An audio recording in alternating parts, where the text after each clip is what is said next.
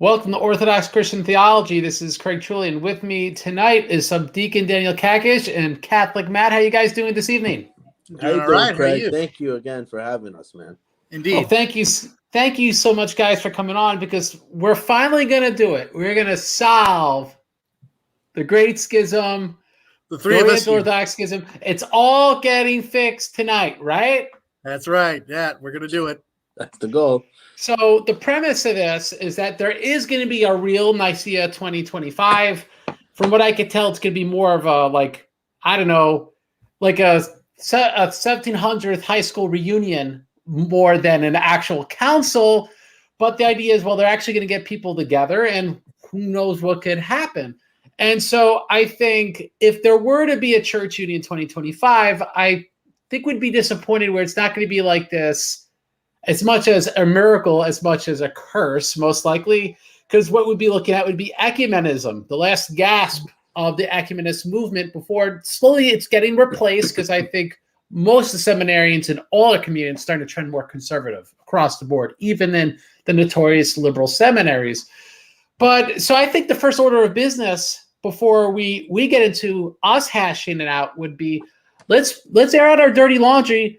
Who are the liberals in our communions that are going to be going to these things and doing this? Let me talk about my own, which is, for example, we have I won't say names, but we know in the Greek archdiocese, we had their archbishop do a gay baptism, they called it, which to me is peculiar because the children don't have any sexual proclivities that are the child being baptized. But there was a homosexual couple who had their child baptized, and the whole idea was to masquerade as this being a great advancement in social mores that were getting more modern and enlightened. And the archbishop was surprisingly censured from even the ecumenical patriarchate, which has liberalized on quite a few things recently, including the issue of divorced clergy, which makes zero sense for the Roman Catholics. But I think something in Daniel Kakish, I presume you guys haven't gone that liberal in your jurisdictions. I mean, that's crazy. The whole idea would be that once you're ordained to deacon and up, that means you can't get married anymore. There's this whole thing, like there's no such thing as remarriage, let alone in the Latin rite where you can't be married, period. So there's major liberalism socially. I would say in many respects, it's more advanced in the liberal Eastern Orthodox jurisdictions than would be in others. I think when it comes to other sexual mores in Eastern Orthodoxy, it's kind of overplayed how much more liberal they are than let's say Roman Catholics. I think Roman Catholics, using things other than economia, other categories of thought, that is, have caved on birth control, not on the official level, but we could debate that, and things to that nature. I'm going to presume that has not occurred in Oriental Orthodoxy. So the reason I'm saying this is we have an issue with liberals. We have a lot of ecumenists that would say, oh, we believe the same thing as Roman Catholics, really. We believe the same thing as Oriental Orthodox. And so they would be down the Nicea 2025. So we actually have bishops that could make it happen for the right or wrong reasons, depending on the side that you're on. So that, very briefly, is my dirty laundry. How about we get into your dirty laundry, Matt? Yeah. Well, you don't have to look very far to find it. It's sad to say. I'm just going to be honest with everyone. I mean, it's Google exists, Twitter exists. You can just the stories are unfortunately many and varied out there, and of course the worst of it comes from Germany, which, as maybe liberal leaning as Pope Francis is, even his Vatican has had to smack down Germany more than once in the past few years, and honestly I think that's coming again soon. I know this whole synodal, I mean, like, you're even seeing rumblings of it now, and it's an interesting actually dynamic as to how you look at it. You can look at it in a couple of different ways.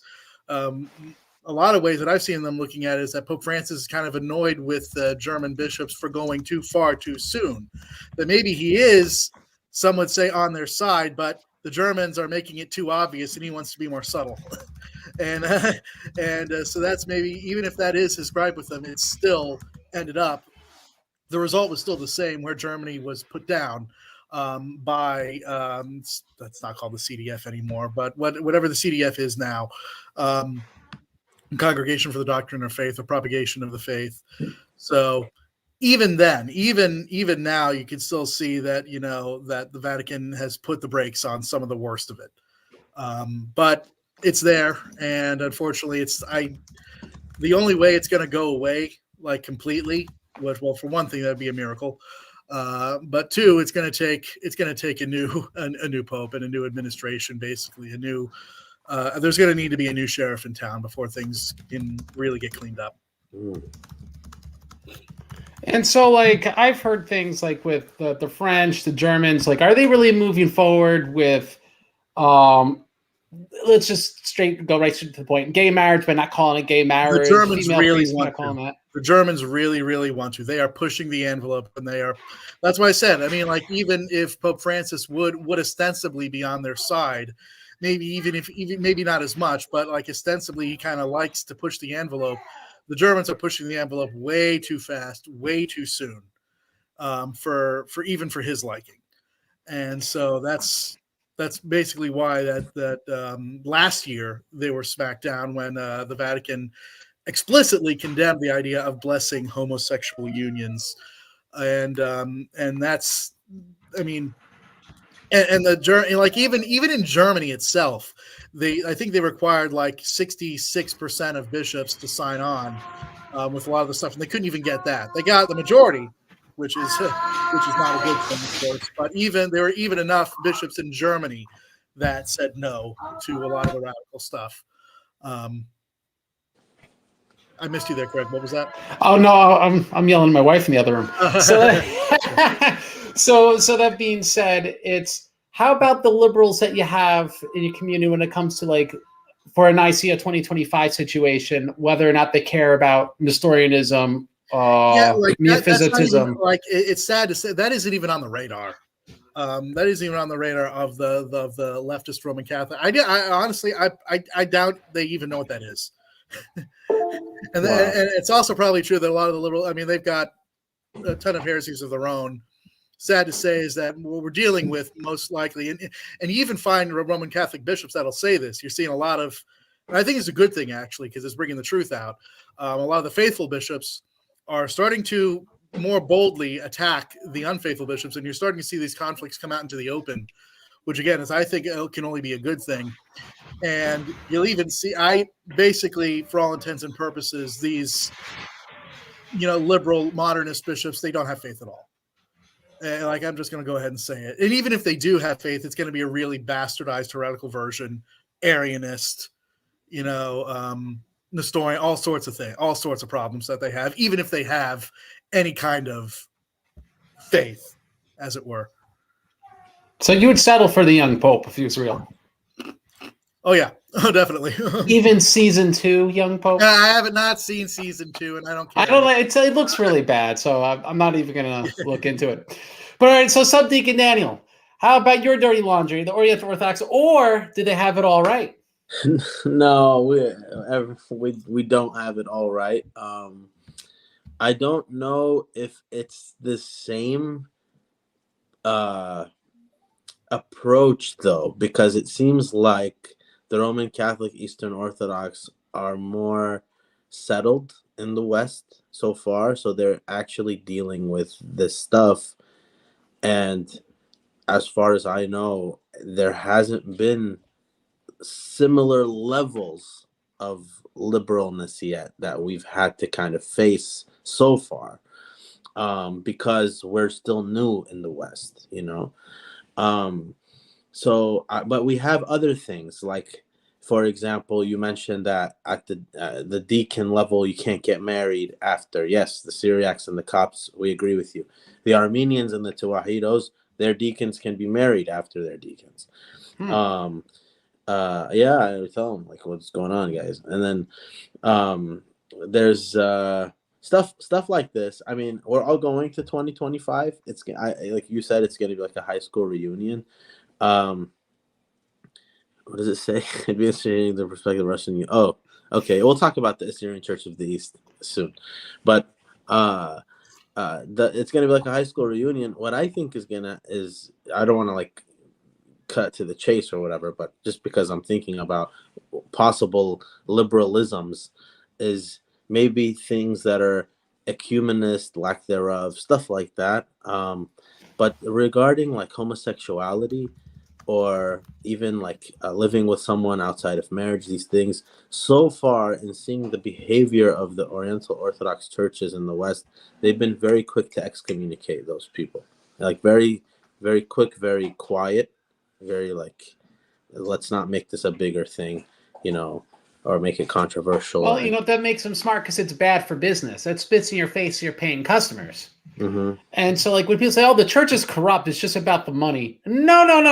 If you'd anything way different, if it was just about the money, they're losing money outside their eyeballs or ears because of the really the bad decisions they're making, spitting in their face their best paying customers.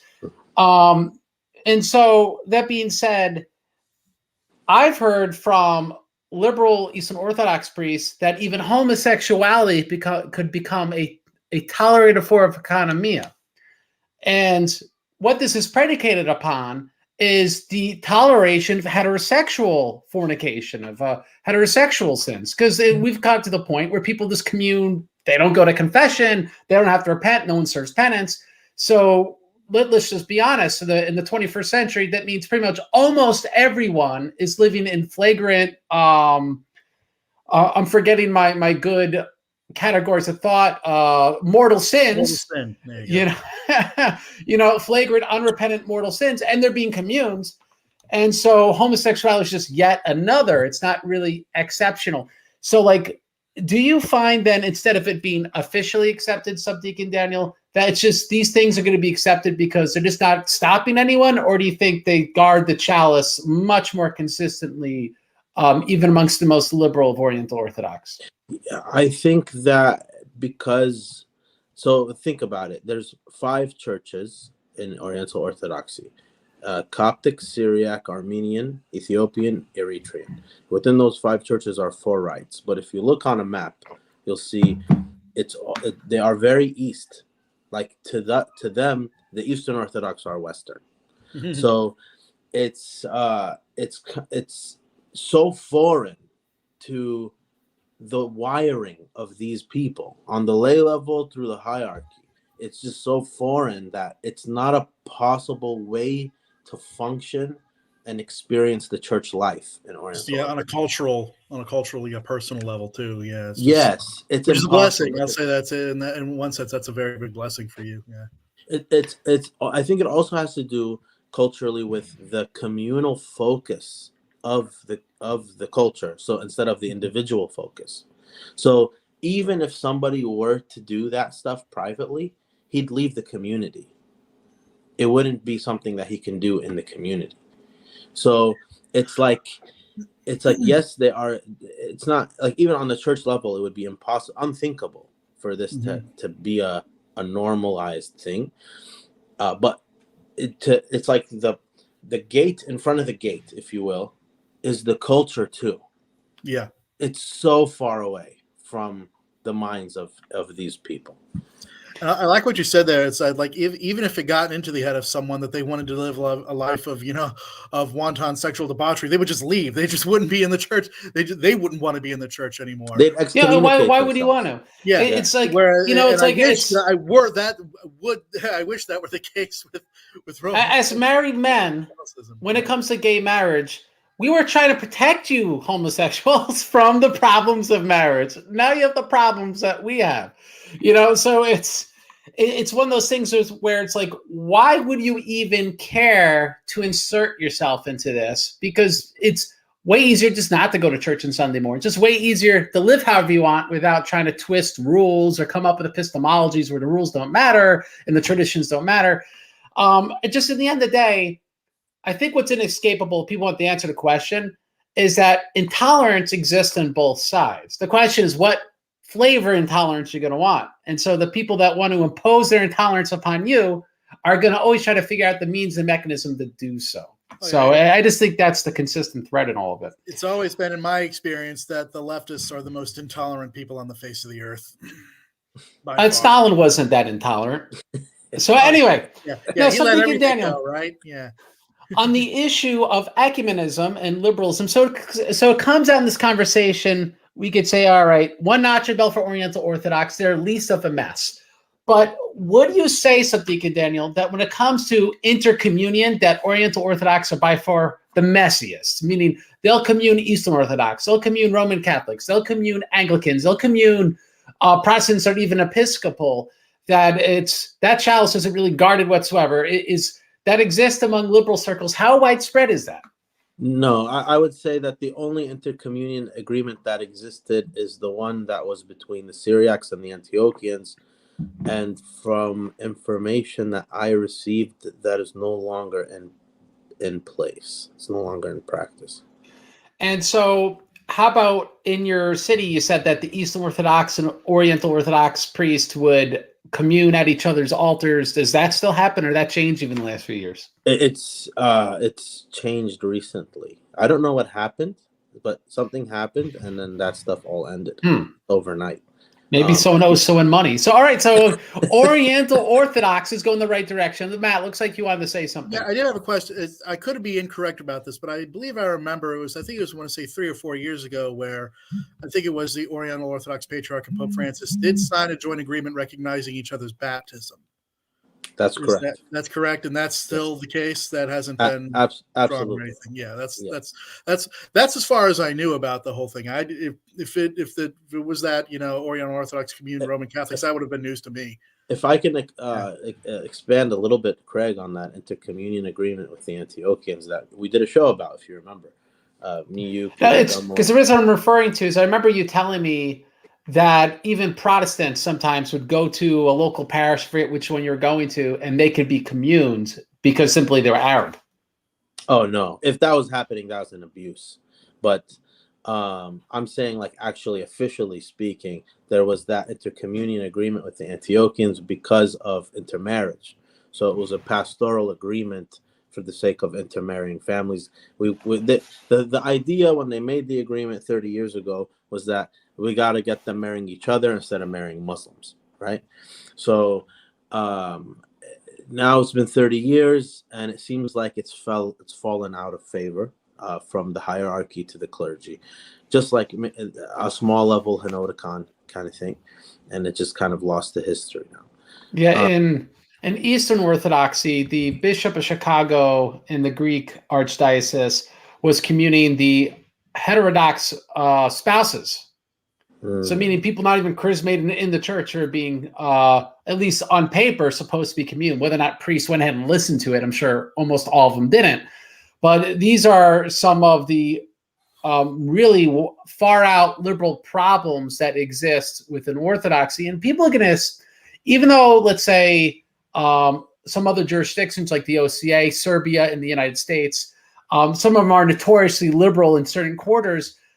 But all the really far out stuff appears to be among the Greeks specifically. And that brings us into Nicea 2025, which is if there is a union between at least the Roman Catholics and the Eastern Orthodox, it appears it's going to be the Greco-sphere that is most likely to go into communion with the Roman Catholics. They're the ones that have been doing Vesper services with the Roman Catholics, where in Ukraine, the Roman Catholic priest is walking through the royal doors and all the overt things which are starting to trend towards union.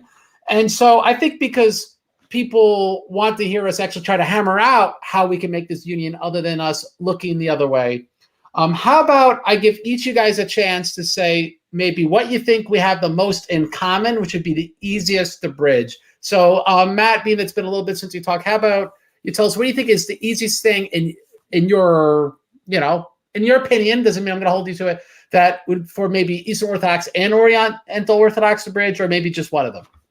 In terms of like something that is currently separating us, that would be easiest to bridge, or something basically that so like purgatory, is it easiest to get on board with purgatory? Is it easiest to get on board with the papacy or whatever? I had thought about like on a sliding scale. Basically, I was just kind of trying to think of different ones, and maybe we could talk about them. And actually, I got to confess my ignorance as to a lot. I was looking into a lot of what kind of how the Byzantine, views in terms of Eastern Orthodoxy. I got to confess a lot of ignorance in terms of how Oriental Orthodox like view things like purgatory, and some of this stuff, things like the beatific vision or seeing God's essence or the filioque. For all I know, I know very little of how Oriental Orthodox view those issues. And so I'd be interested to learn a lot from you, Daniel, on that. In terms of, I will say, just because you mentioned it, I see purgatory. I mean, you can criticize, I guess, us in one way, in that a lot of the medieval kind of views of purgatory, of like being literal fire and strict kind of this literal days of periods, and a lot of kind of specific time periods spent in purgatory, there's definitely been moved away from. And you can criticize us for like maybe being inconsistent, but the simple fact is that it's not really the way purgatory is looked at anymore. You can, of course, you can read Pope Benedict XVI is Spe Salvi. It talks a lot about how kind of relooking at purgatory. Definitely, we still believe it, and the essence of it is that they are holy souls that will be going to heaven. There won't be any falling away from them, like slipping back and being lost forever. They are experiencing pain of sorts, and a deep spiritual pain of sorts, because it's mostly in the longing for heaven that they have to wait, and they can be helped by our prayers and specifically by the liturgy. So that those, I think, three strong, definite principles are maintained, and I don't really see how much the Eastern Orthodox or the Oriental Orthodox would have to gripe about that. I think that's those three things can be, I think we can all assent to those, right? Correct me if I'm wrong. I would say yes. And I would concur that with St. Mark of Ephesus, that purgatory is really the lowest hanging fruit, which we have in common. And I'm actually very pleased to see that with all the distinctives, the Roman Catholic Church is becoming very, very, very close to really what the Eastern Orthodox conception is. I think it's almost becoming a nominal meaning, like you have a word for it and why we don't. Just use our word sort of deal. Right. I know that Cardinal Ratzinger, before he was Pope, he essentially described purgatory exactly in the terms that you would hear Eastern Orthodox talk about, like the dead in Hades, which I think is Decree 13 or Decree 16 in the Council of Jerusalem 1672. I'm sorry, I don't have it memorized, but it's like we have a decree on this. And essentially, if the Roman Catholics clarify or reevaluate or change or whatever word you want to use, if they describe their doctrine using what we confess in our own councils, then that kind of eliminates the difference. I think perhaps the pushback a little bit would just be there'd have to be an affirmation of toll houses. But even then, especially recently in Orthodox history, we've just been clarifying toll houses particularly mean that you meet bishops after you die. Angels after you die. And so like if you get met by angels after you die and one defends you, one accuses you, I don't think that's a concept unless you're just like, this is just not part of our tradition. We refuse to accept it. That's really all that bizarre or something that require pushing back against. Yeah, as far as I know with the toll houses thing, I mean, like I know that can, I kind of view that as maybe a kind of like maybe some of the medieval kind of over the top things that happened during purgatory. It happened with purgatory in the medieval period. Those kind of speculations. I mean, if you want to break it down, I mean, like I think the original of like what I think St. Athanasius' Life of Anthony, of saying, hey, the devil's like his soul's rising up to heaven and the devil is trying to prevent that, so he's dragging you back down or something like that. I mean, sure. I mean, like that seems fine. That if you want to say that there's an angelic presence in that the angelic spirits are involved, both the holy and the reprobate angels are involved in the afterlife process of getting his soul to heaven. That would be no problem, I think, with Roman Catholics at all. Specifically with the guardian angels, that we know that they're there and interceding on behalf of their charge. Now, and if they're interceding, it would seem that there'd have to be a bad one there, have to stand in between. Yeah. And just so people are aware, the Latin tradition does include these things as well. Just it seems to have fallen out in emphasis later in the Middle Ages. So something in Daniel Kakis, you've heard us kind of go back and forth in purgatory. You nodded your head a bit to what Catholic Matt was talking about. With the, if you want to add also the aspect of toll houses, is this something we can hammer out? Do you think the Eastern Orthodox and Oriental Orthodox are identical on this? Can we get your comments? Yeah, I did a show with a couple of Catholics recently about it. I told them I don't know if this agrees with purgatory. I don't know if this agrees with toll houses. I'm just going to tell you what I believe, and you tell me if it agrees with you. And I read them quotes from Saint Ephrem. I read them quotes from the Syriac Orthodox prayers for the departed. And whoever I tell this stuff to, whether they're Eastern Orthodox or Roman Catholic, they tell me, yeah, that agrees with us.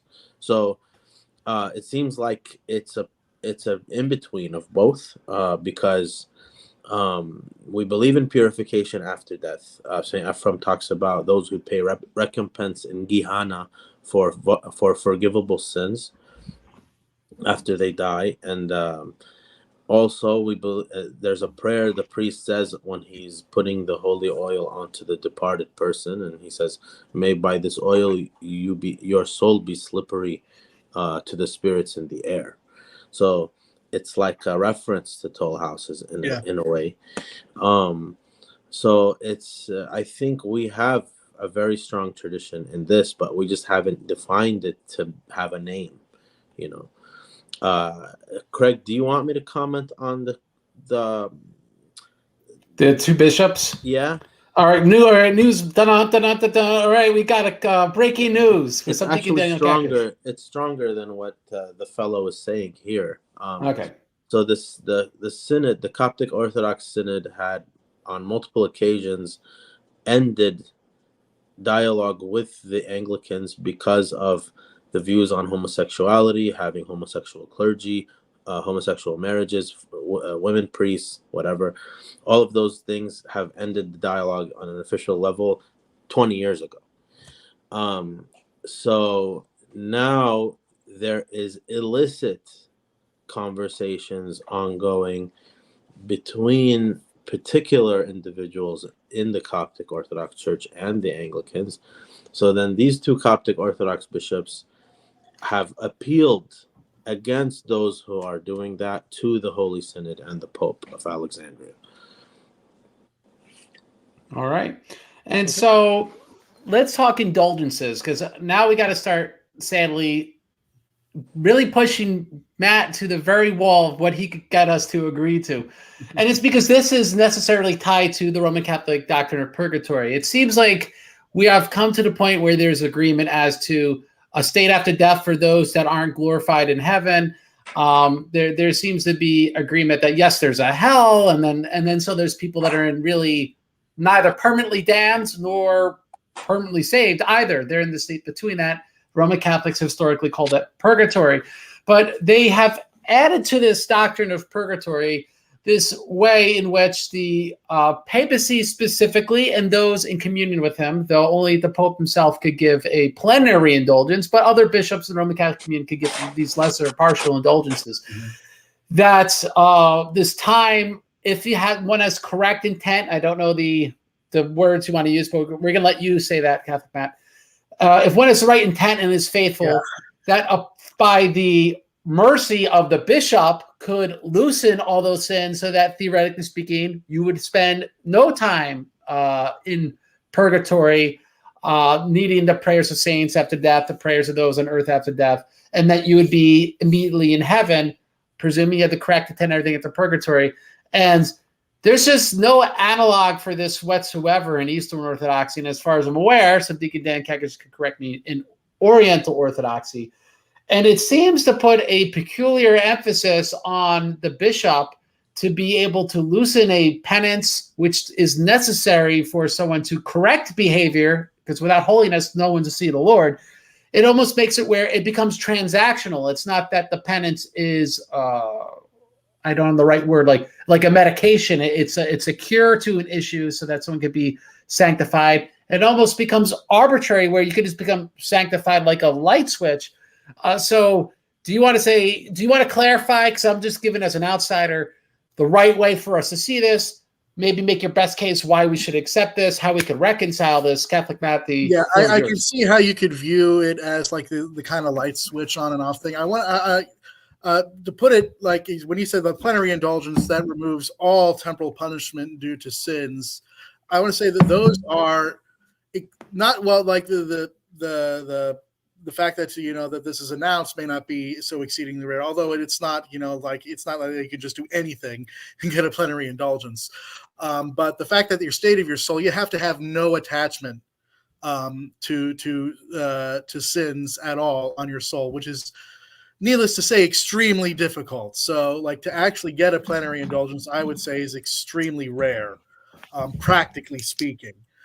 So they could give them out like candy, but you're not going to be able to swallow that candy. Well, yeah, I mean, like they could be announced like candy in a sense. That's not like the most common thing that's done, but yeah, I mean, like, yeah, the Pope, if he wants, he could basically declare something to be a plenary indulgence, and that's just of his own purview, with his authority. And it's usually like something like it's still a decent holy act that you have to do. It's not, like I said, it's not nothing. But in order to actually gain the plenary aspect where everything is all the temporal punishments, and be specific here, we're talking about temporal punishments due to sin, not eternal punishments. There's only temporal punishments due to sin. In order to have them all wiped off, you have to have no attachment in your soul to sin of any kind, which is, like I said, extremely difficult. So most of the time, the vast majority of the time, an indulgence is going to be partial. It's going to relieve part of the temporal punishment and due to sin, not all of it. Now, that's a stupid question. If you had zero attachment to sin, wouldn't you just go to heaven by default anyway? Even if you have no attachment, you've still done things in the past that still need to, like you said, the penance. There's something that still needs to be done, even if your soul currently doesn't have that kind of attachment. But so again, it's a matter of justice. And in terms of like how this developed, you can even see back in the ancient church, like there were stiff penances were imposed, but the bishop could and did have the authority to mitigate those if he wanted to. And often I kind of describe it as, if you're in prison, some people got released for good behavior or got time off for good behavior. And you could see that, if a 10-year penance was imposed on someone, but they kept it and did very, very well for, the first 3 years, the bishop it was in his purview to say, okay, you've done really, really well. We'll let you off the hook now, as it were. So that was, it's an act of mercy in a sense. It's basically an indulgence really at the end of the day is an act of mercy. And I don't see it as like such a huge issue with the church being merciful if she so desires. Now, of course, like you say, it's not required. And maybe if you want to have the attitude like, no, you have to finish the course no matter what. I don't care how well you've been doing it, or I don't care how well you've started. I guess, yeah, you can have that attitude. You can be more rigorous like that if you want. But like an indulgence is simply, hey, if you're doing this holy thing, then that leads to a spiritual benefit, and now the church is going to have mercy. And because the church has the authority to bind and loose in heaven, again, every bishop kind of has this general authority to bind and loose, the kind of disciplinary, authority. They can use it and be merciful if they want to. So really, at the end of the day, that's what an indulgence is. Is that so bad? Well, is that so bad? I'm thinking, Daniel. I don't know anything about indulgences, but from everything Matt's been saying, I mean, I don't know. We pray for the departed every prayer, every hour of prayer, and the liturgy, and we offer the Eucharist on behalf of them and behalf of us. So I don't know much about indulgences. I think it's attached to the papacy, if I'm correct. I think it is. It is, but each bishop also, like, they have the right to reduce canonical penalties and things like that. I see. And I actually don't know, and maybe my wife would know. She actually works for the diocese. I don't know. I'll have to find out if each individual bishop can actually make an indulgence themselves, or if it has to come directly from the Pope. Interesting. That actually I don't know the answer to. I'll have to look up. I just want to comment on God, King, and Nations, that statement he had earlier about the Serbians. So my parish actually before we got our own parish, we were weekly using the local Serbian parish every week for our liturgy for years. So there you go. I would say the issue again with indulgences is that the real issue is the reason penances existed, by the way, is because they're beneficial to our salvation. It's because the Eucharist doesn't benefit us if we're not being faithful, if we're guilty of some sort of sin, if we've not prepared for it properly. And so being that that's the case, it makes sense that bishops had penances, and it also makes sense that in the earliest church, there were indulgences, but they had nothing to do with even the prayers of the saints. Had to do with prayers of the requests of actual martyrs or confessors. They wrote it while they were still alive or out of jail, and on your behalf saying, vouching for you like a letter of recommendation. They're actually called letters of commendation. This guy, he had all these weird circumstances. I vouch for this guy and take it to my authority because I'm suffering right now or I'm about to die for the faith. And so it makes sense that the bishop could be like, all right, I could show mercy to this individual for the penance because based on this authority, it makes sense that this person could commune worthily and the Eucharist will be beneficial to that person's salvation. This whole dynamic is missing from the later Roman Catholic practice of indulgences. In fact, has nothing to do with it whatsoever. The issue of Roman Catholic indulgences are much more similar to almsgiving, right? Meaning like you give alms or you do some sort of meritorious good work. And that's, of course, beneficial towards your salvation. But then it becomes, well, then a bishop can decide, in theory, how beneficial that could be, and on behalf of other people. So in the earliest church, yes, we could commemorate the dead with the Eucharist. Yes, we could give alms or do good works for the sake of other people, but there was no precise way of knowing how much that's going to help that person, at least on paper. While theoretically speaking, presuming correct intent, you say like that, the right intent going and all that, theoretically speaking, that indulgence could categorically take care of everything for someone else or for yourself. And that's something where only, to quote St. Cyprian, only God alone could have mercy. How could any bishop possibly know that sort of thing? So I think it would be the historical aspect of it just not existing being problematic for the Eastern Orthodox, and I presume for the Oriental Orthodox. And the second thing would be that you can kind of see where Protestantism comes out of this, right? Because it is transactional, even if, yes, you need a tent and all these things, but ultimately it's transactional. You can have other people's righteousness credited to your account, and the bishop is this mediator for it. And the Protestants you think Protestants would love that.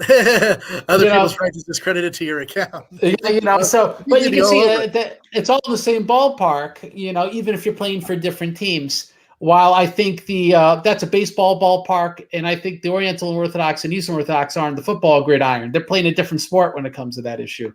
Cricket. But all right, this is Nicea 2025, so we got to make hard compromises. Will this work? Could we let you say what you're saying, but categorize it to the point that we admit, though the Pope could absolutely flagrantly guarantee that it's the case, that in fact, that's a material error and it's just wrong. And material errors could be made without that being an infallibility issue. So the judgment of the Pope or whatever Roman Catholic bishop, because also other Roman Catholic bishops could give partial indulgences up to 325 days. That's just a material error that they think they can make it plenary or partial. All they're doing is making the discernment that based upon what you did, it's beneficial for someone's salvation somehow. Is that acceptable, Matt? Well, partial, I mean, I don't even know what that means, the 325 days. I don't even know where you're getting that figure from. And that may be my own. I'm pretty sure it might actually be from the Catechism, but if not, it's from Catholic Encyclopedia. Okay, well, that's my own ignorance then. But I like partial literally means just something. That something could be a little, could be a lot, could be whatever. It literally just means something. We have no, I won't say that I know how much. Plenary is total, but again, that's extremely difficult. Sure. So Absolutely. Not even yeah, close. whatever. Not with my son. My son has the best hair actually. All right, continue. I'm sorry. Because he has his mom's curls, but my blonde locks, and it's just like all the girls go crazy over it. Oh, look at that. But yeah, I mean, like I don't think I don't see why you have to insist that this is like a bad thing for our communion to do. Y'all don't have to do it. I would insist on Eastern Orthodox or Oriental Orthodox adopting a similar practice. Y'all do what you want in terms of how you want to reduce canonical penalties and according to your own discipline and your own canon law. Go nuts. Y'all do what you want. This is if you this wants to remain as our thing, the way we kind of look at it, even if you think it's maybe so too let me interject particular or too specific. So if we could categorize partial and plenary as disciplinary, and we agree that anything that's disciplinary could be fallible, it could be altered, it could be asserted but not known infallibly, then could we say the whole indulgence theology could be reduced to, theoretically, doesn't mean it is, but could be reduced to that anything plenary, partial, that sort of disciplinary categorization could be in error, and so therefore we could put it aside, and otherwise to say all that indulgences are is the bishop recognizing that whatever meritorious good work is beneficial for yourself or someone else's salvation. Could we take that minimalistic of an approach? Or is that unacceptable? I think we could take that minimalistic approach. I don't know if we could. I don't know if you need to insist on using the word error here. But I think in terms of what you said, other than that, like this is just a disciplinary way of saying that doing these holy things is beneficial to your soul, to whatever amount. Sure. I think we could, if we want to leave it at that. I think we could leave it at that. And Subdeacon Daniel Kakis, would you accept this compromise? I think that you guys are being way too nice, both of you, and I don't think that you are in touch. I don't think you're in touch. You're being too respectful of the current situation of church politics. I don't think reality is what you guys think. And I'm telling reality is this show. Like the Pope is watching it, the ecumenical patriarch's watching it, the Pope of Egypt is watching it, and it's going to do something. I'm telling you guys this from. We're going to teach them. I know people. I'm telling you guys this because I know people close to the situation. Rome they're not talking about indulgences. They're like, whatever you guys want to do. Just accept the papacy. One nature, two natures. We'll get to the papacy. But okay. So for the sake of this conversation and for all the theology nerds out there, is the compromise just struck good enough for you, Subdeacon Daniel Kakish? No. Okay, why not? Because I don't. Well, if what you're saying by compromise, you mean that the Latins keep it for themselves and we have nothing to do with it? The compromise that was just struck would be that any differentiation between plenary and partial is a discipline, and so thereby, even if they continue it, they recognize that it may actually not be correct as disciplines are changeable and not infallible. And so thereby, from our communions, we could recognize their indulgences merely as an expression that the bishop could recognize that a good work done on your own behalf or someone else's is beneficial for that person's salvation. And it's limited to their jurisdiction. Sure. Yeah. Yes. Okay. And they can't spread their words. Okay. Right, we can, yeah. And guys, we've done it. We've solved indulgences. Let's go to the next. Let's go to the next one. Original sin. Subdeacon Daniel, tell us what your doctrine of original sin is, and let's see and convince us so we can get on board. So I know that right now in the Syriac Orthodox Church, the bishops are currently discussing this topic because some people hold to the original sin like idea, and some people are holding to whatever the other one is. I don't know too much about it. I just know some are focusing on what we gain in baptism versus those who focus on what we lose in baptism. And I think that from what I've read in the Syriac tradition, the focus is on what we gain.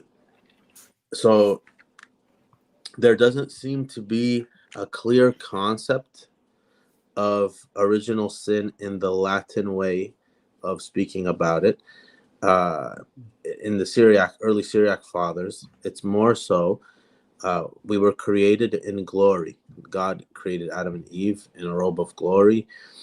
Figuratively speaking, when they sinned, it was stripped of them. And this comes from rabbinic targums that St. Ephraim and the early Syriacs build upon. So then Jesus comes, gets baptized, leaves the robe of glory back in the water for us, so that when we're baptized, whoever is baptized into Christ puts on Christ, St. Paul says. So we put the robe of glory back on. He restores us to the original situation we were created in paradise. And now we can eat from the fruit of the tree of life, which is the Eucharist. So this is our understanding. I know it maybe seems super primitive or basic, but you're asking a Syriac Orthodox. If you got a Copt, maybe you'd get like more of a philosophical answer. This is what we have to offer, you know. Well, okay, so Matt, how about you tell us what you think we ought to agree? Because it seems like what was said there is like, yep, baptism helps you grow in sanctification. Without it, you don't have that, so you can't be saved. And that, I don't think anyone would reject this. So how about you communicate to us your precise view of original sin as best as you can? Sure. Basically, what Subdeacon Daniel said was absolutely like that. You know, we were created in glory, and the Latin terminology is we were created in a state of grace. We were created with this supernatural enlivening of the soul to make it alive to God.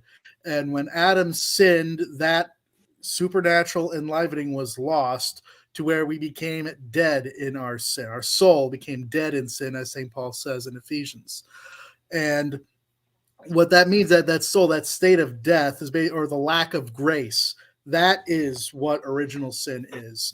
And the way I describe it as an analogy, imagine that, you know, if your parents have an immense fortune and they blow it all, they lose that entire fortune, they can no longer pass that fortune on to you. Even though you didn't do anything, so there have been past, formulations of original sin called inherited guilt. That is not really the teaching of the Latins here, although it was the opinion of some.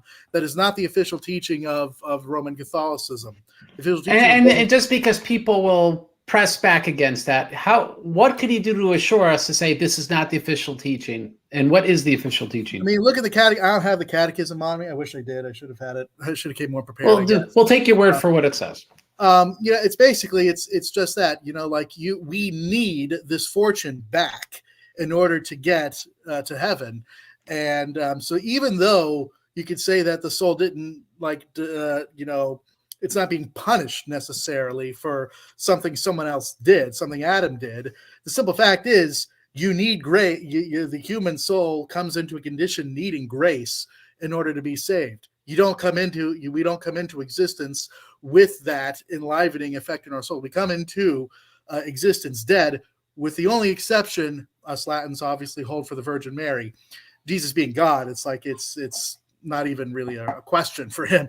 But the only creature we have, the only human creature we accept this original sin from, is the Blessed Virgin Mary, and that's still being a gift of grace for her, that we call the Immaculate Conception. But with everyone else, the human race is just in a condition where we need grace in order to go to heaven, and we don't start with it. Baptism is how we start it, is how we get it back.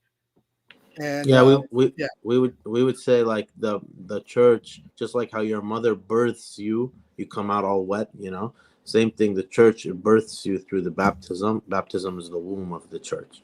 i.e. born from above, as our Lord said in John 3:5.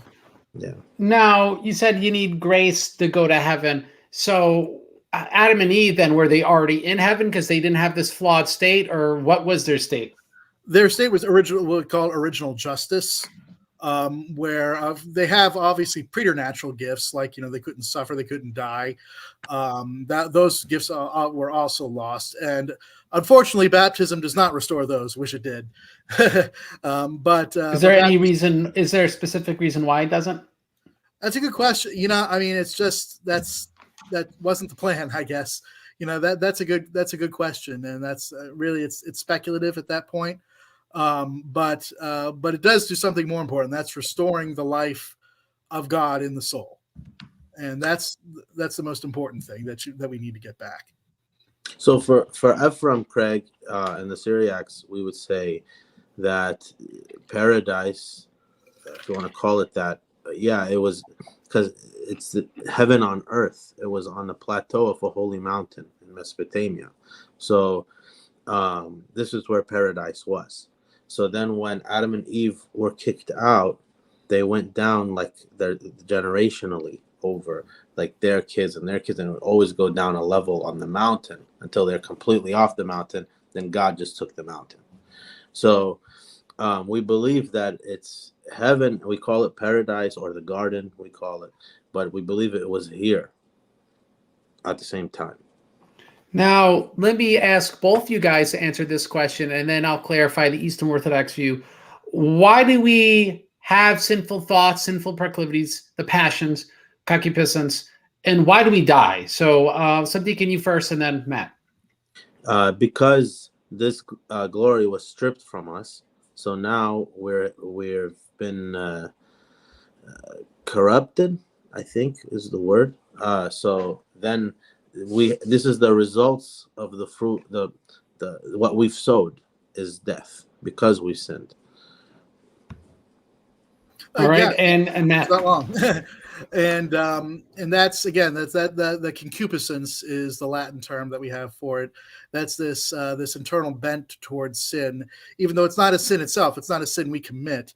It's a wound in our nature. It's a wound in human nature that comes from the fall, and that does concupiscence cause death, or is it two different sicknesses? It's like having the flu and COVID. That's a good question. I'll have to double check on that. I want to say it's like, I don't know if that concupiscence causes that. Maybe it does. I'll just say I'm not sure, and I'll have to look it up. Now I do know that, but I definitely could say that that's another result of the fall. Is that now human beings we're passable now? We used to be impassable, where we could not suffer, we could not die, and that was one of the preternatural gifts, and that was lost through the fall of Adam, and now we are passable. We can suffer and die.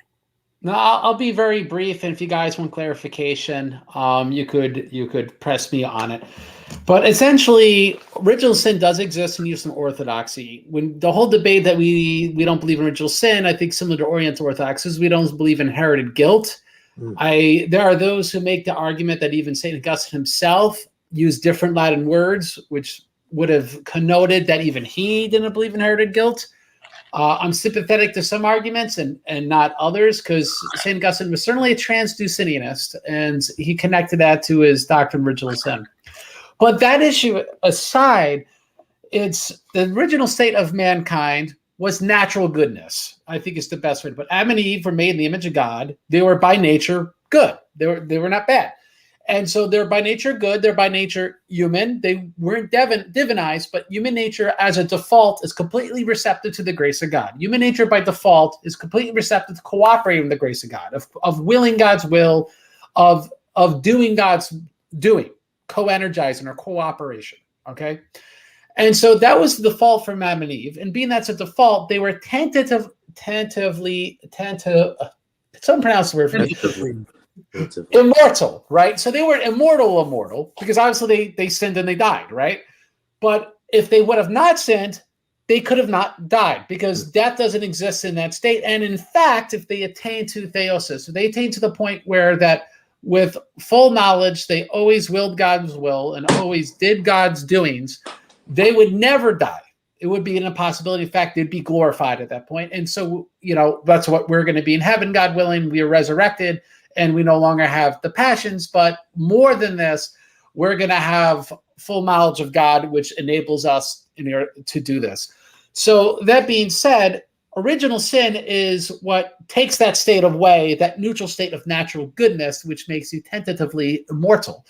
And so how does that work? Well, the moment Eve and then Adam even considered sin, which means they considered a will that wasn't only God's will, that distorts their will. And the reason why that's important is because co-willing with God allows us to co-operate or co-energize with God. And that's what actually keeps you alive.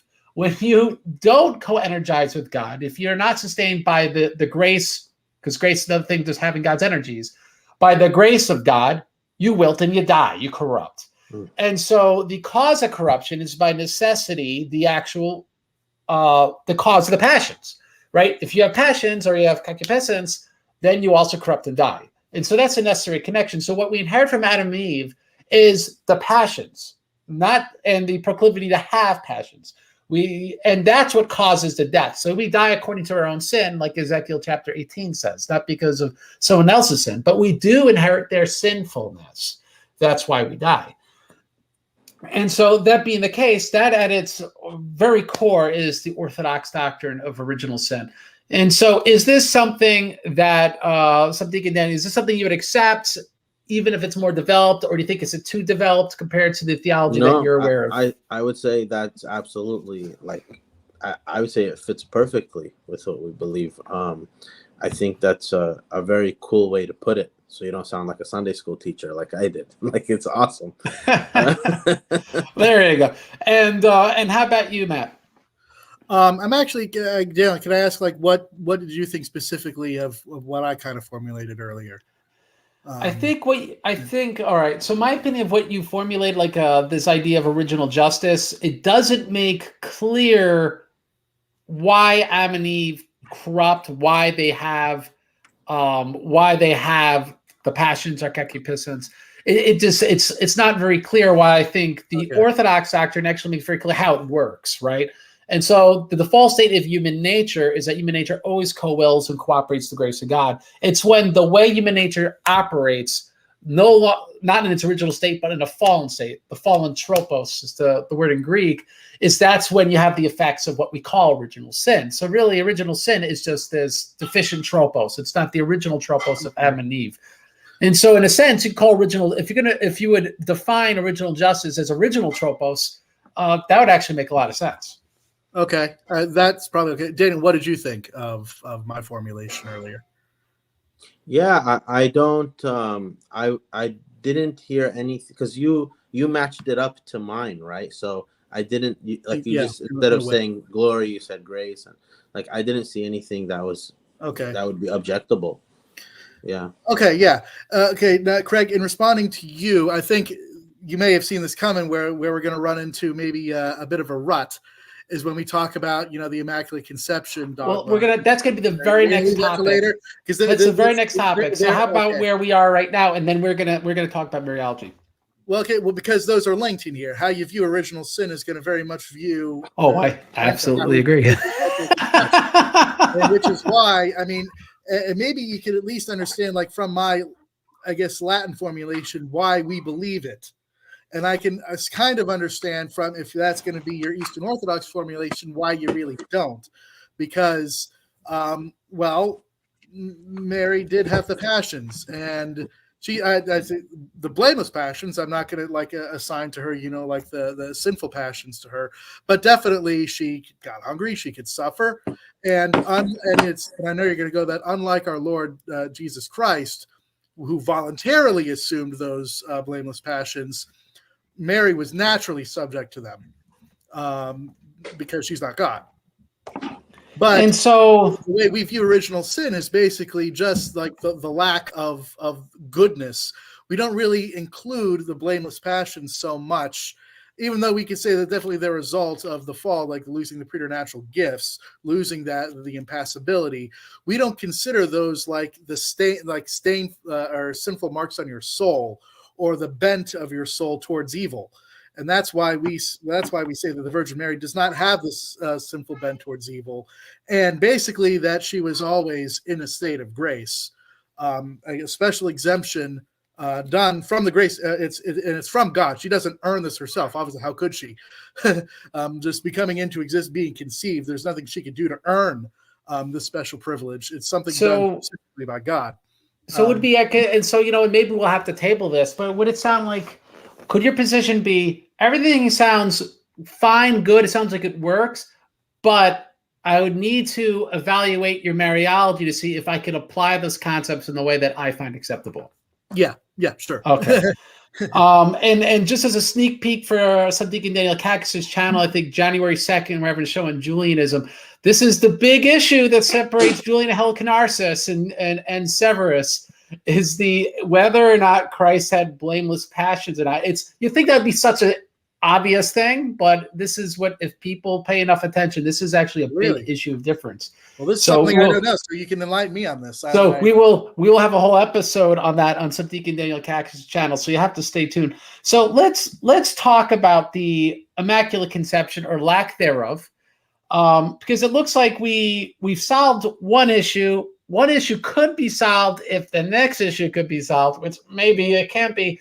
And so how about we'll start with you, Matt, because you're already alluding to it. What is the Immaculate Conception? Why do you believe it? Why is it necessary? Why should we believe it? So we believe, so the Immaculate Conception is basically that when I explained original sin earlier, the lack of grace, that you come into existence needing grace, this was not the case for the Blessed Virgin Mary. The Blessed Virgin Mary was created, her soul was created in that state of grace, which our first parents lost. Now, it's not that if our first parents never lost that grace, then there would be no need for any kind of Immaculate Conception for anyone. This is obvious. This is an exception, and it's done purely out of the goodness of God, out of the grace of God for her. She did not earn this. It's like I said, it's impossible for Mary to have earned this at her conception. That wouldn't even make any sense. So, lost my train of thought a little bit.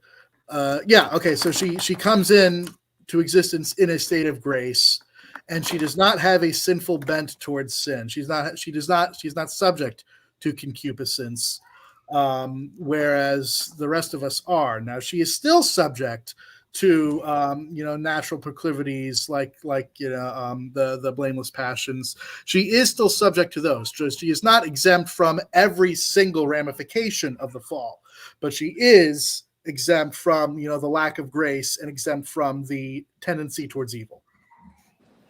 What do you think of that, Subdeacon?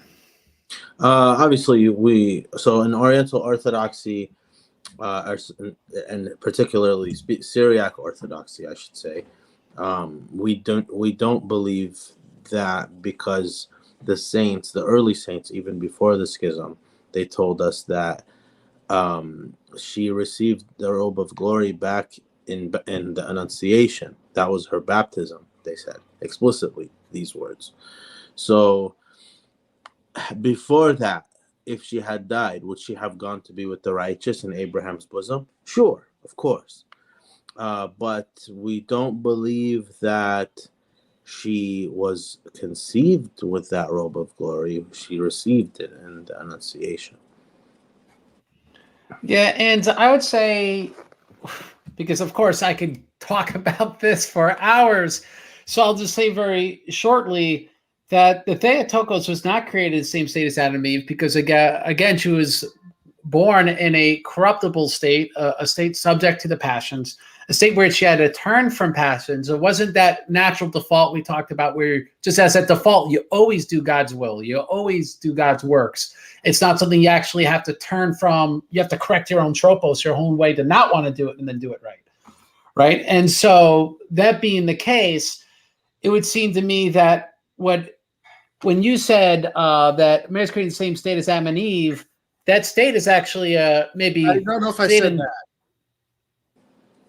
I think you said, but it's half the state. Maybe it seems to me that there seems to be a dualistic quality of what she has with no original sin and what she doesn't. So, like, it sounds to me that you're saying she doesn't have concupiscence, but she still has all the effects of sin, like corruptibility and death, and even certain aspects of concupiscence, the way that the Oriental and Eastern traditions would understand it, such as blameless passions. I think there's this whole paradigm, which I don't think even exists. So, Subdeacon, you'll have to give me your view on this, which is the doctrine of gnomic will that comes out in the Sixth Ecumenical Council, obviously in the writings of St. Maximus. And the idea is that gnomic willing, ultimately speaking, it cannot exist in someone that's in a sinless state. It's a result of sin. And in fact, it's because gnomic will exists that you could corrupt and die, because it makes you not the default always doing God's will. It makes you either not want to or not sure what his will or not, or be confused as to what's good, what's not good.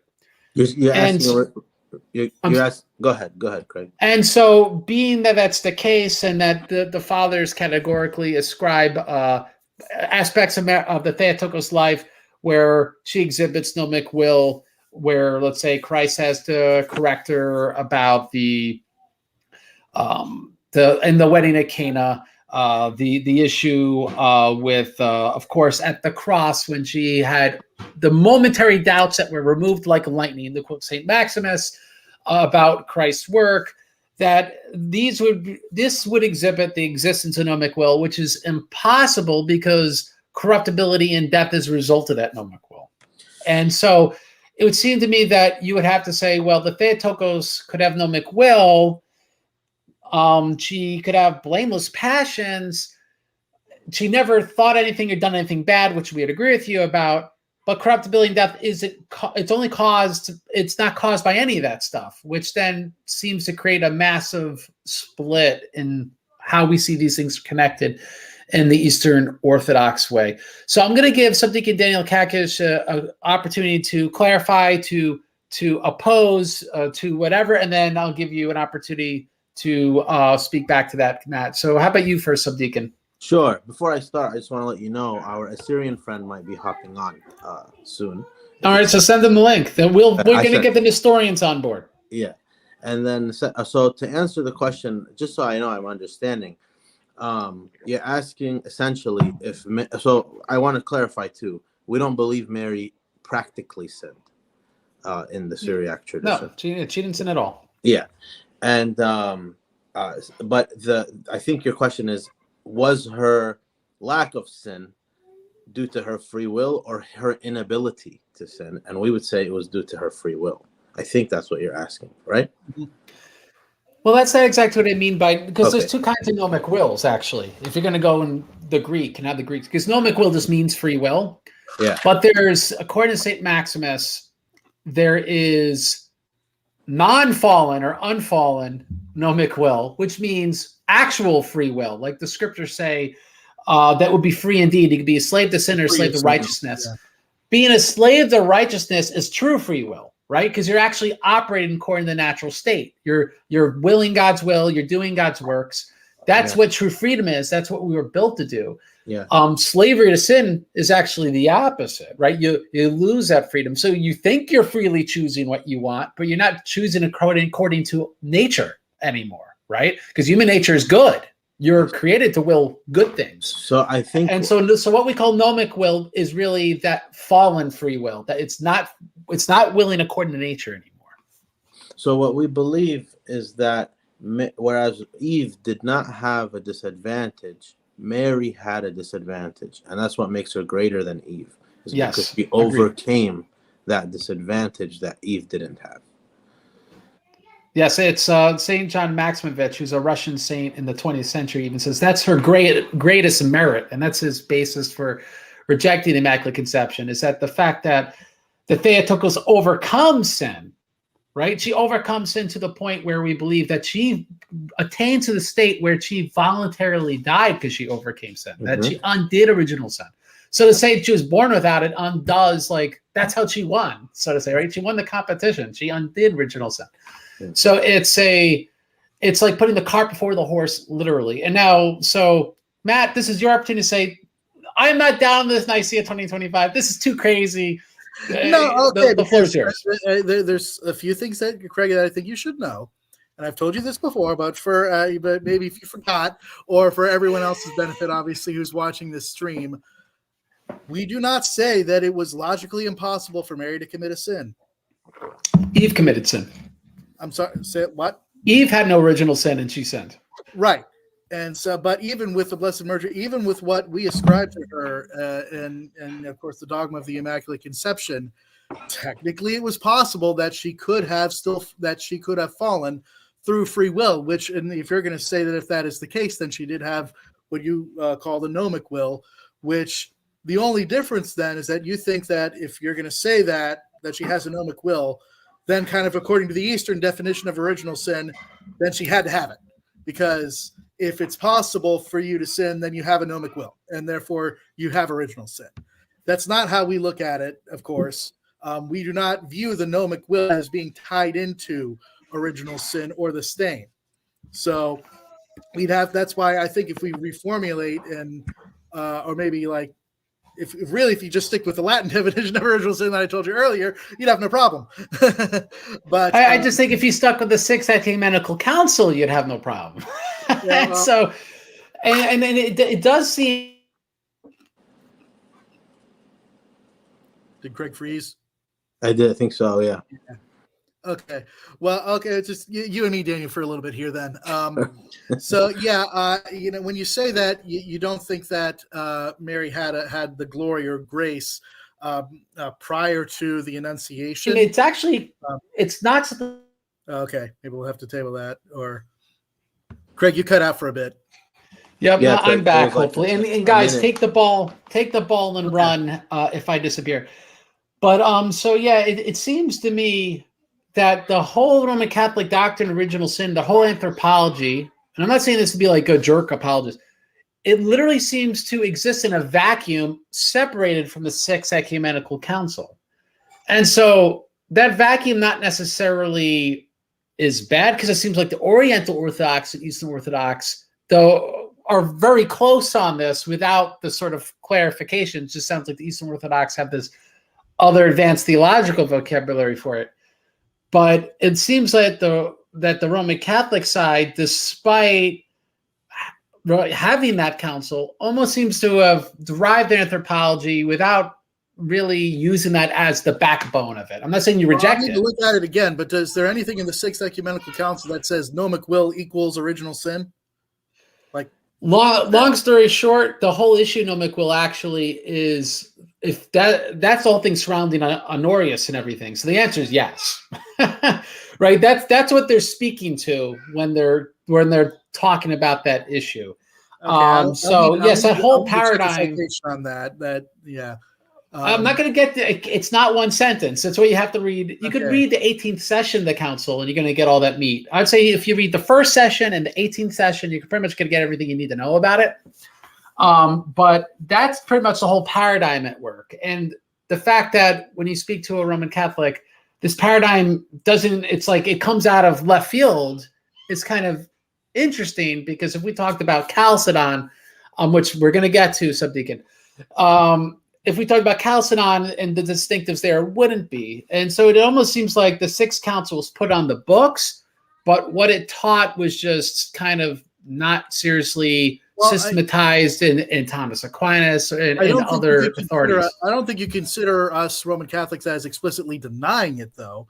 And if you look at it, at least from the perspective that I gave you, where we can acknowledge that the Virgin Mary does have this gnomic will, but it's not concupiscence. We would make that distinction, that the possibility of sin is not equal to the proclivity to sin.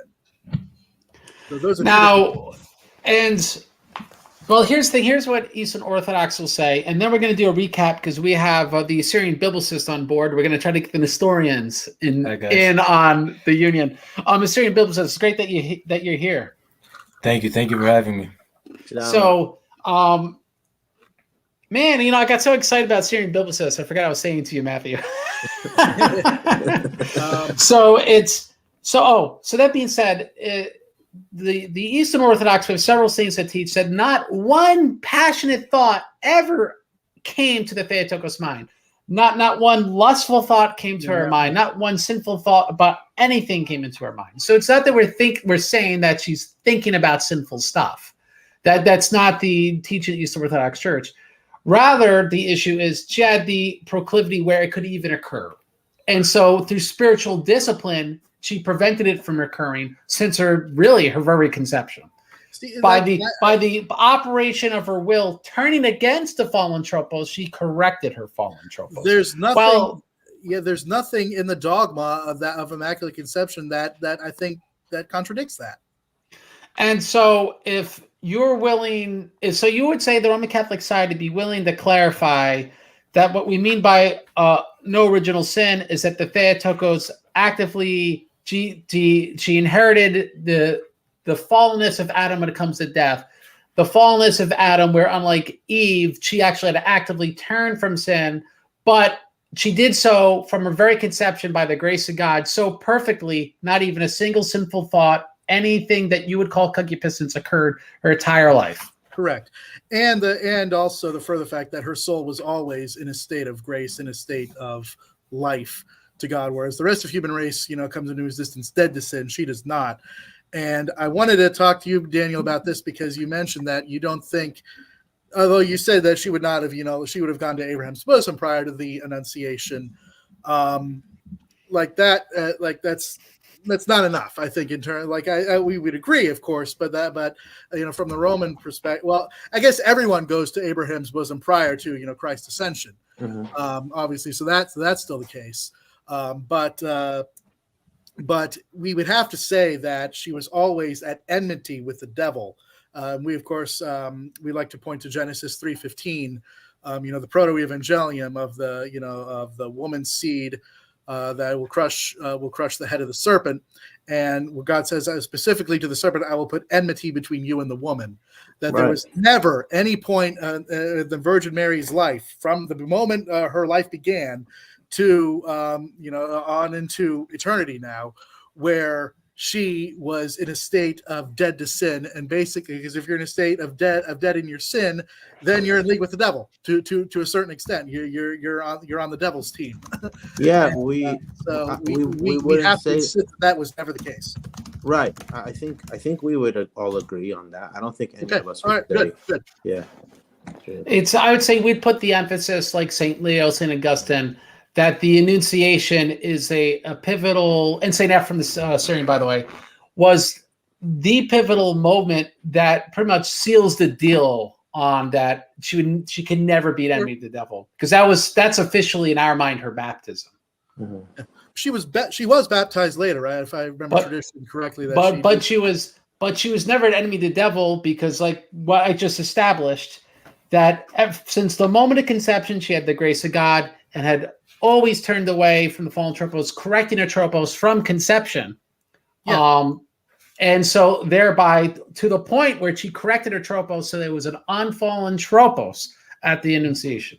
Because she never sinned. So if she was in league with the devil, she would have sinned. But she's never sinned, Well, yeah. We've made amazing steps so far. We got 3 check marks so far. I'm going to review, and then we're going to have the Syrian biblicist, who is the Nestorian delegation to this council, Nicea 2025. See if you get on board. So here's what we solved so far. Can I just call you Assyrian, if that's okay? Yep, no problem. No problem. All right, and so Assyrian, this is you can call me Jonah if that's easier for you. Jonah, that is easier. It's less syllables. So Jonah, here's what we've come up with. We solved the issue of purgatory, because we agreed that after death is there's of course those in heaven, there's those who are in hell, and those who are neither in heaven or hell that are through the prayers of church, good works, alms, commemorations at the Eucharist, are benefiting and will attain to salvation. That we could reduce purgatory from the Roman Catholic popular perception to simply being not a literal third place, but the state of those souls that are benefiting from the prayers of church, that have not yet attained to, but will attain to salvation. So before I get any further into that, how about you say whether that sounds good, and if you want to add your perspective of what the Assyrian doctrine is for that, Jonah.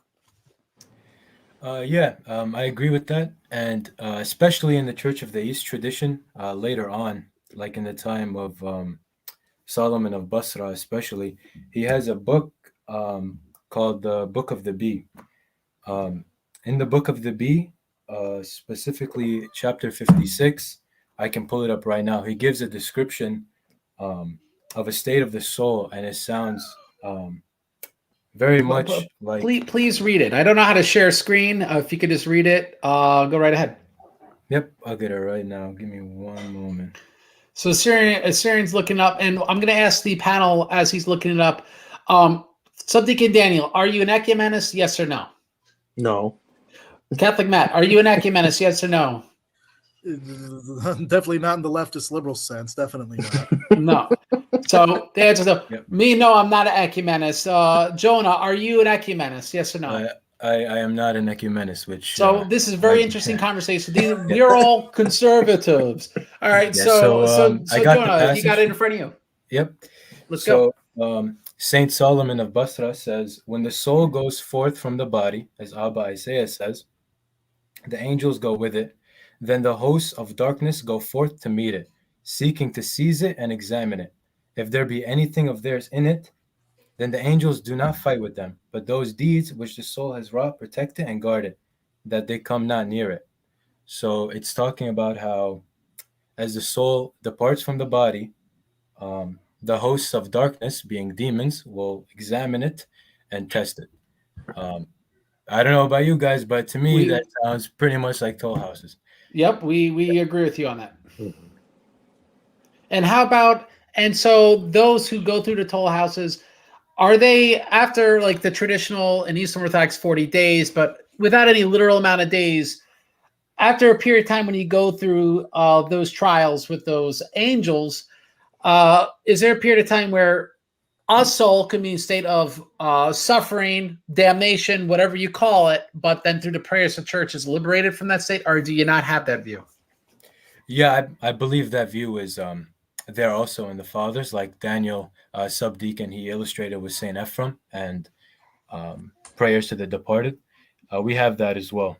So after that state, there is a state where, there is temporary suffering. I believe you find that in Saint Isaac of Nineveh as well, who's big for us. He speaks a lot about, temporal punishment.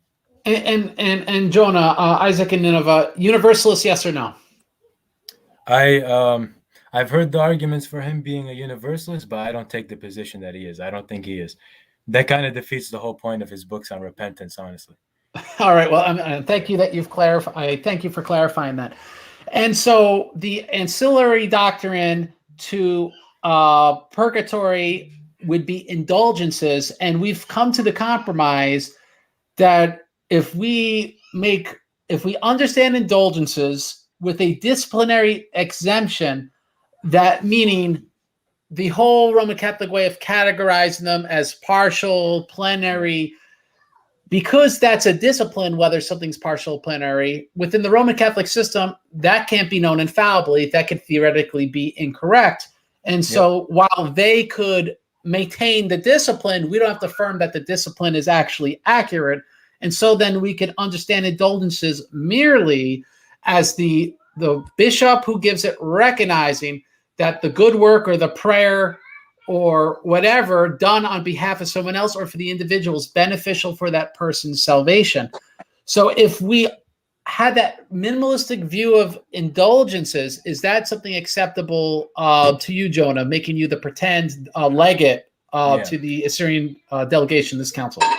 Yeah, I think that's acceptable. I think that's a good compromise. And it's indulgences are one of those things where we have bigger issues. We have we don't accept the same councils, and I feel like I'm fine with that compromise. But I think that in a situation like this where we're speaking about reunification, there are bigger issues that we must tackle before we get into disciplinary issues, if that makes sense. We wanted to start small and simple with basically easy ones first. Yeah. So and so next step, to save us time, instead of recapping all our views of original sin, how about you give your view and then we could all say yes or no and see if we could move forward.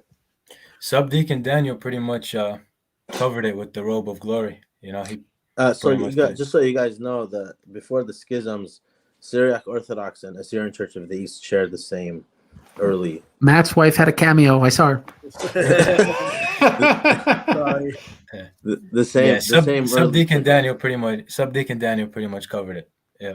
And so then was the formulation that Eastern Orthodox gave, does that sound too developed, or does that sound consistent with the conceptually, maybe not terminologically, with what you would accept? I think that's consistent. A lot of our inspiration on these matters come from who you guys all know, Theodore of Mopsuestia. He wrote a book on, challenging the original sin, and I don't think that issue of original sin is conflated between, or is contradictory between the Church of the East and the Eastern Orthodox. And I would illustrate this with the comments of Photius of Constantinople. Photius of Constantinople went over Theodore's works on original sin, and he agreed with their assessments. So I think that just by that alone, I don't see us, contradictory there. So I have no issue with the Eastern Orthodox position. Now we're going to move forward, and we're going to go to Mariology, and then we'll be all at the same spot. Now with Mariology, the issue is, ultimately speaking, that whether we could accept that Mary was created in the state not identical to Eve. She was able to corrupt and die. She had what I said, anomic will, meaning her will could turn to sin, wasn't in the same natural state of Eve, which always perfectly cooperated and willed with God's. But she always had the grace of God from conception to correct that fallen way of operating, of that tropos of willing, and so doing to the point that she completely undid any sense of sin in her life, particularly at the Annunciation, and she had to voluntarily die as a result. So how's that sound, or how's that inconsistent with Assyrian Mariology? I don't think that's inconsistent with, the Assyrian Mariology, especially since from the very first book of the Bible in Genesis 3:16 or Genesis 3:15, she's known to have all enmity with the serpent. So she has a special type of grace from the moment of her conception that no other creature has. And she did have potential to sin. And I think that, that's a view that some of the fathers take. I think that Chrysostom takes that view. I think one can argue St. Ambrose takes that view. But as for Mariology, I think you got it there. All right. Well, we've gone already much farther that I think we were able to accomplish. Now this can get very hard. We're going to need all hands on deck for Matt here. And we're going to get to the papacy. And so we're going to give the Roman Catholic here the opportunity to talk about the papacy, what it is, what we ought to accept, and then I'm going to give everyone in the panel the opportunity to give their view of what the role is for the Bishop of Rome. And we're as non-ecumenists, we're going to see whether this is possibly reconciled. So Matt, the floor is yours.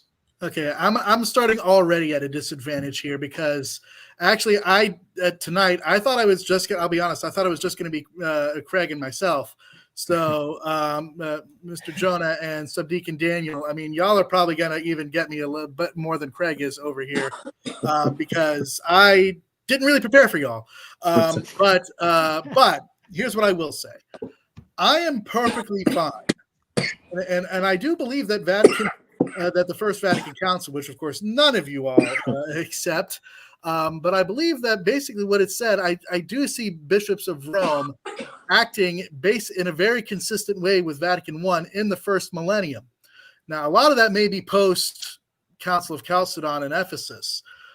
So that's why I think I'm in a disadvantage with you guys. But with Craig, and I think Craig has acknowledged this to me, that we definitely see bishops of Rome in the first millennium, the first 1,000 years of the church, acting in such a way as to where they fully believe that they had a kind of primacy and jurisdiction over the universal church. Now, I am fully willing to allow all the particular churches of the East their own canon law, appoint their own bishops. And I think that's the way the church in the first millennium did function. And if we were all to reunify, I would not want to change that at all. I would not want the Bishop of Rome trying to micromanage anyone and everything. Quite frankly, I think, like, there's too much of that as it is going on right now. More so in the last century or so than not the whole 2,000 years of the church notwithstanding.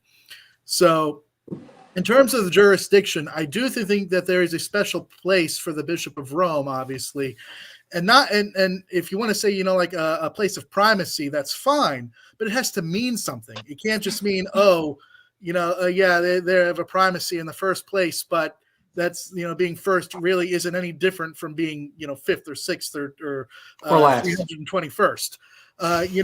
So like it has to actually mean something. There has to be something specific to that. And Matt Schneider, go on somewhere else, will you? So it does have to mean something. It has to mean that there's an actual authority that the Bishop of Rome does have in the universal church. And I think in the first millennium, a lot of that was like the right to appeal. There was still a final court of appeal to the Bishop of Rome. Even if the patriarch of your own particular church ruled against you, you could still appeal to the Bishop of Rome, who could rule against that patriarch. And I think that we did see that occurred in the first millennium. And I think that's a lot of things that caused, the schisms in the church and after the Council of Ephesus and after the Council of Chalcedon. So that's kind of where I'm going to go with the papacy for now in terms of reunification. We'll stop. Particular authority. We'll address infallibility next. So with the jurisdictional stuff we saw, Jonah, what do you think about what you heard? What should be reduced? What is acceptable? What is? How about you give us your perspective? Yeah, so for us, I'm gonna be honest. The papacy for us is off the table. It's for us at least. It's not gonna happen, and that goes back to us all the way to the Synod of 424 of Mardadisho, where in the Synod he declares his autocephaly, and our church says this is very early, prior to any schism. 424. 424. Our patriarch says, or our synod says, that no other bishop, no man shall judge our patriarch except God alone. Right. So that's our synod very early on, pretty much saying that our jurisdiction is our jurisdiction and nobody is to come into our jurisdiction. And the whole point of that was, we've had disputes, and the argument was every time our patriarch has been right. Subdeacon Daniel is very educated on this council specifically.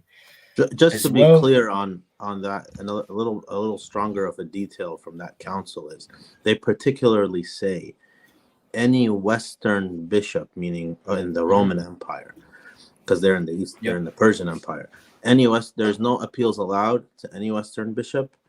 No one can judge, not even the synod can judge the patriarch, only God alone. God. Yeah. And he's the successor of Peter, and all the things that the Catholics say about that. Sounds basically you're just making the same claim, just done from right. Yeah. But imagine if Rome had this in 424. We would never hear the end of it. Yeah. So as well, sounds like Vatican I come early, Okay. Well, I'm sorry, I interrupted. Yeah, I just one last thing. About in 2015 or 2016, the patriarch of the Chaldean Catholic Church, after Mardincha IV reposed, reached out to us for reunification. And His Holiness Marawa, at the time he was a bishop, he responded in a letter. And I have the letter now. I just want to read a quick portion. He says, "By divine design, beyond the grasp of men, the Church of the East is autocephalous and the continuous canonical Church of the Eastern Middle East, India, Central Asia, and China.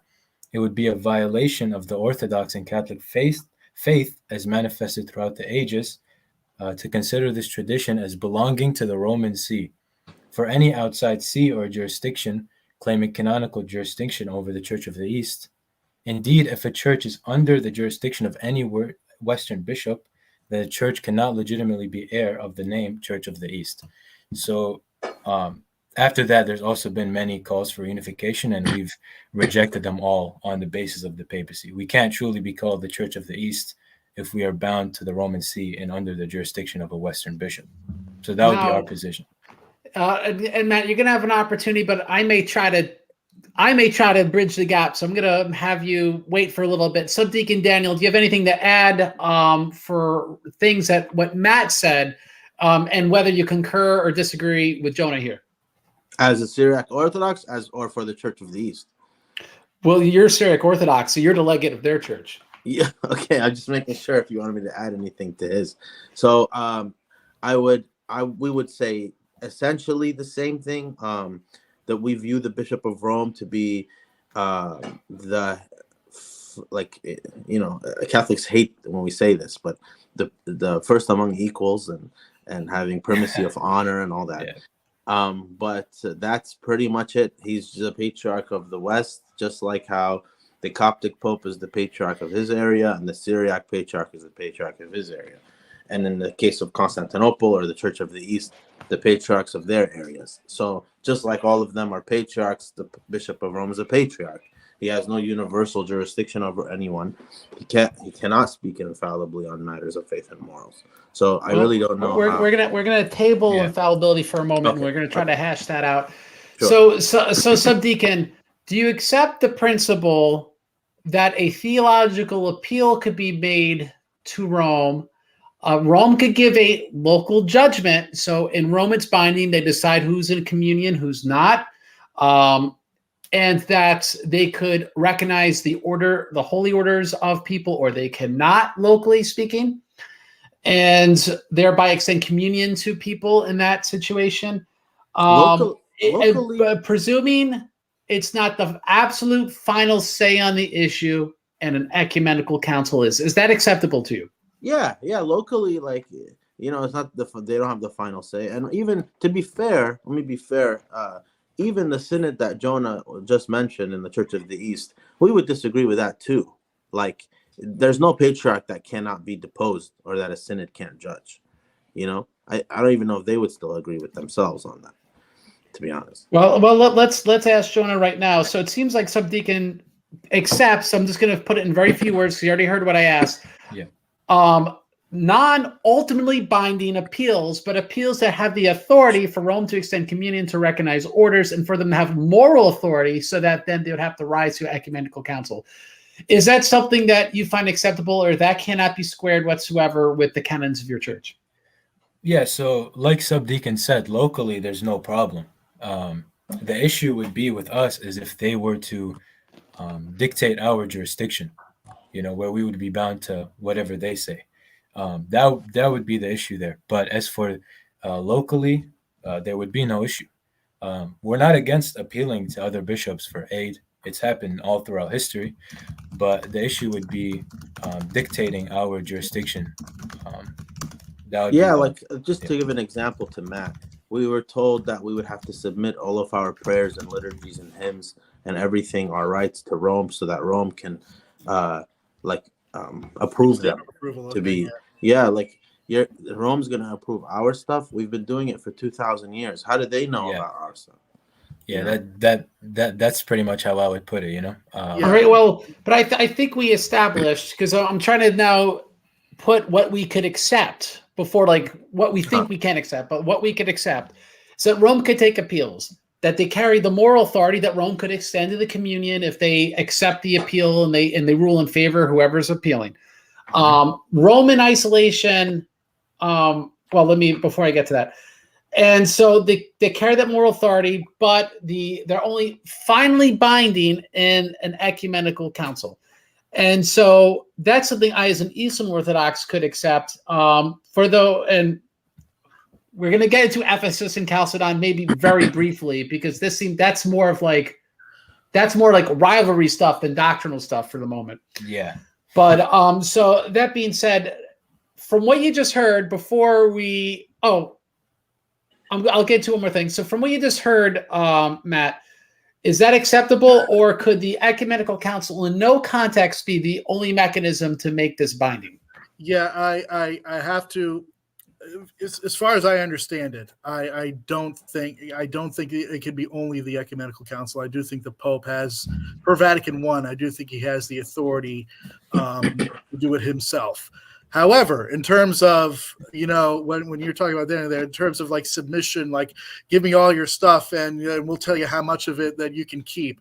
I do think that is, quite frankly, I think that's a bit silly.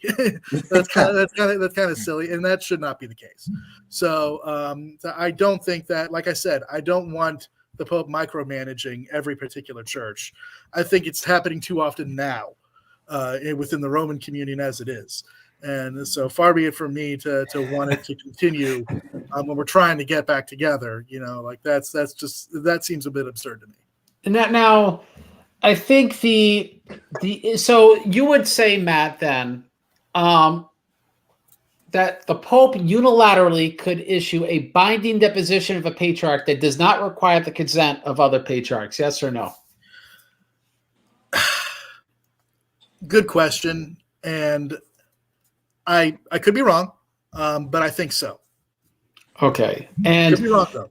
And so, Jonah, could you accept any circumstance if there's a consent of all the patriarchs, presuming you were communing with them, right? Obviously, you're not going to accept those you're not communing, but presuming you're communing with them, could you accept that your patriarch could be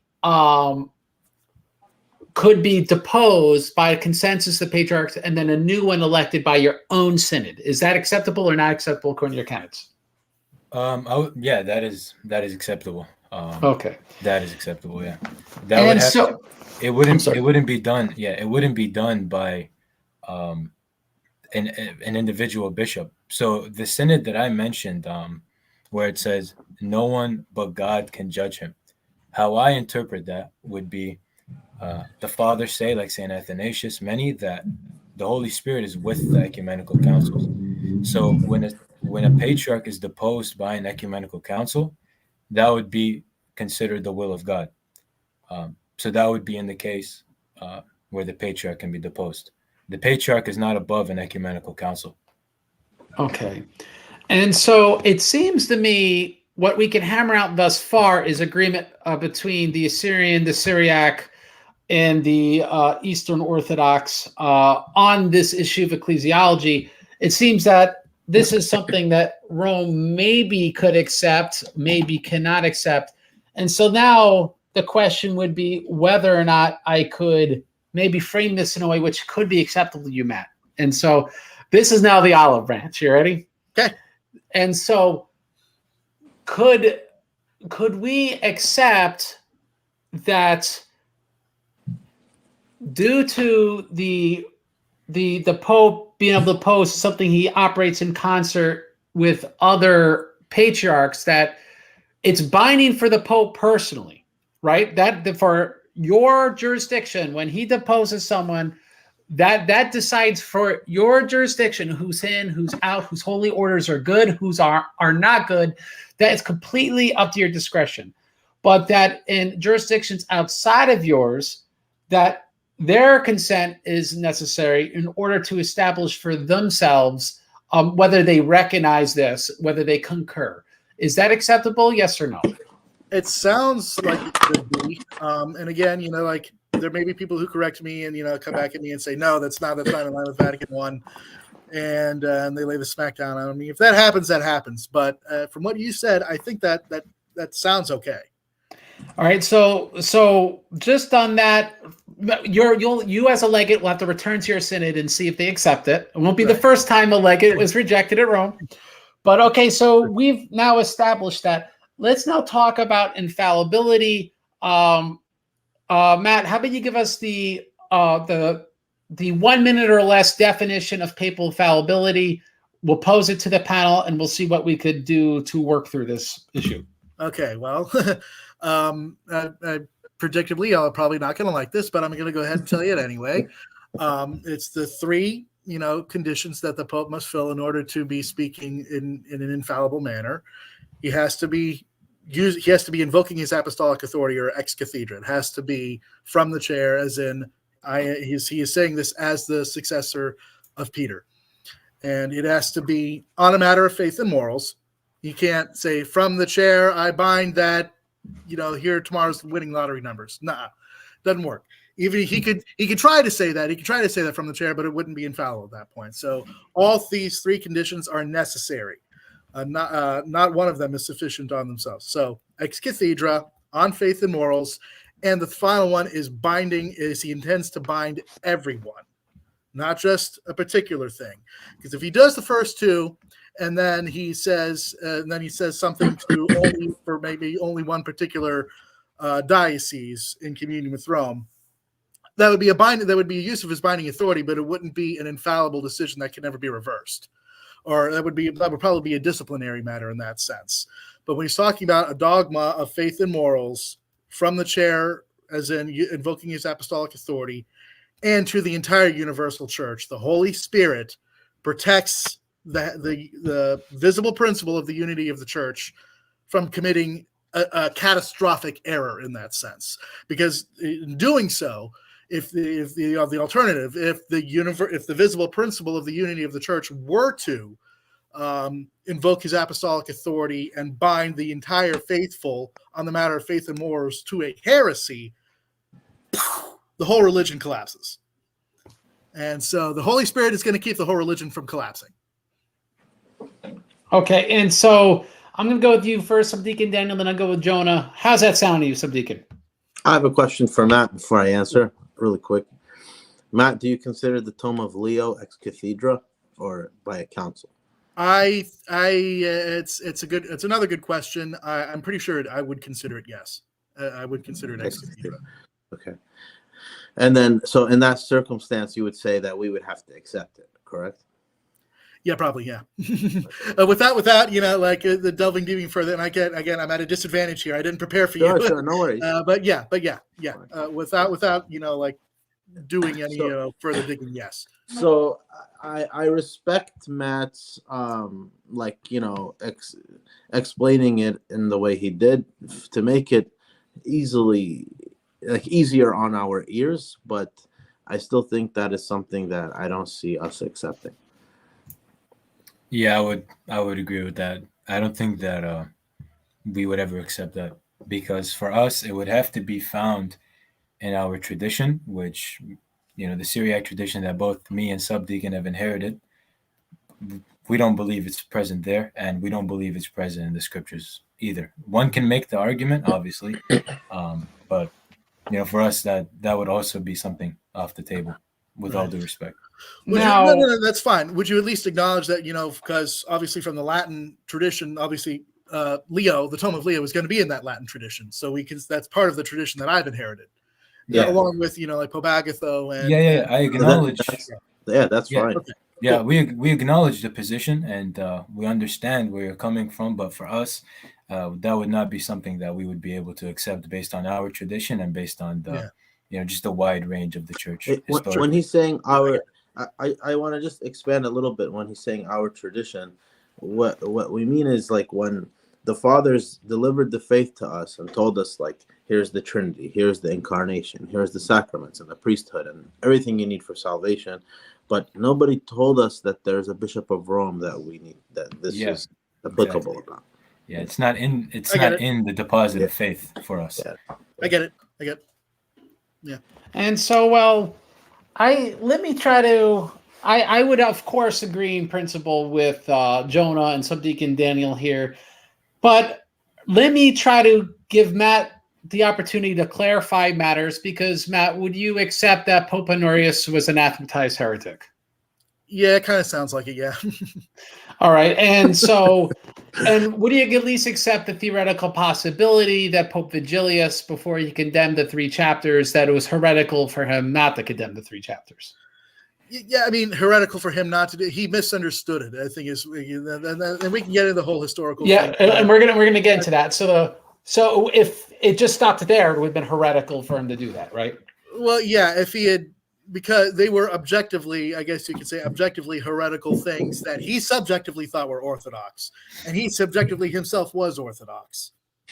So okay, yeah. And so being that for practical purposes, Matt from the Roman Catholic delegation could accept that there are popes that do commit heretical errors and do teach heretical errors. one could even argue teach heretical errors to the whole world. For example, the council that Vigilius held against the Fifth Council initially, when he wrote the first constitution. But the criteria for infallibility that Matt is expounding doesn't say that can occur.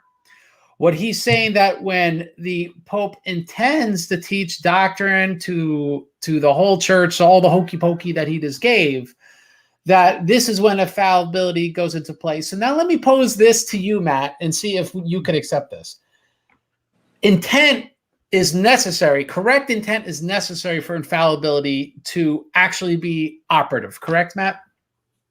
Yeah. Intent is in intending to bind. Right. He intends to bind. He tends to teach on faith and morals specifically, not in something disciplinary. Right. He tends to teach it to the whole world. And he's all saying, the Catholic, Orthodox faithful. And he's basically saying, I'm saying this as, the Apostle Peter is saying it, essentially. And so intent is necessary for all of this. He actually has to intend to do all this. So just because, let's say, these days, the Pope can send an email, click send all, right? But like if there is some sort of problem with his ISP and someone doesn't get to receive the email, that wouldn't mean that he didn't intend to teach infallibly, right? Right. Yeah. The intent was still there.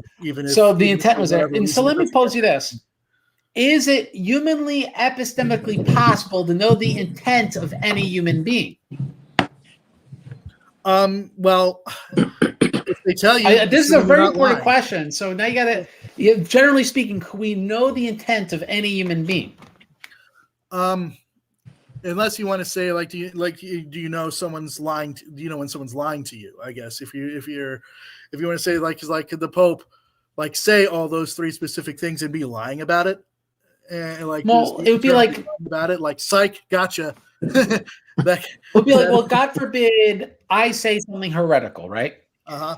Now, whether or not I'm saying something formally heretical, and formally would be I intend it to really be this heresy, or I say something heretical because I got material facts wrong, right? I didn't understand something. I didn't understand the term or whatever. I didn't mean to say that, but what came out was incorrect.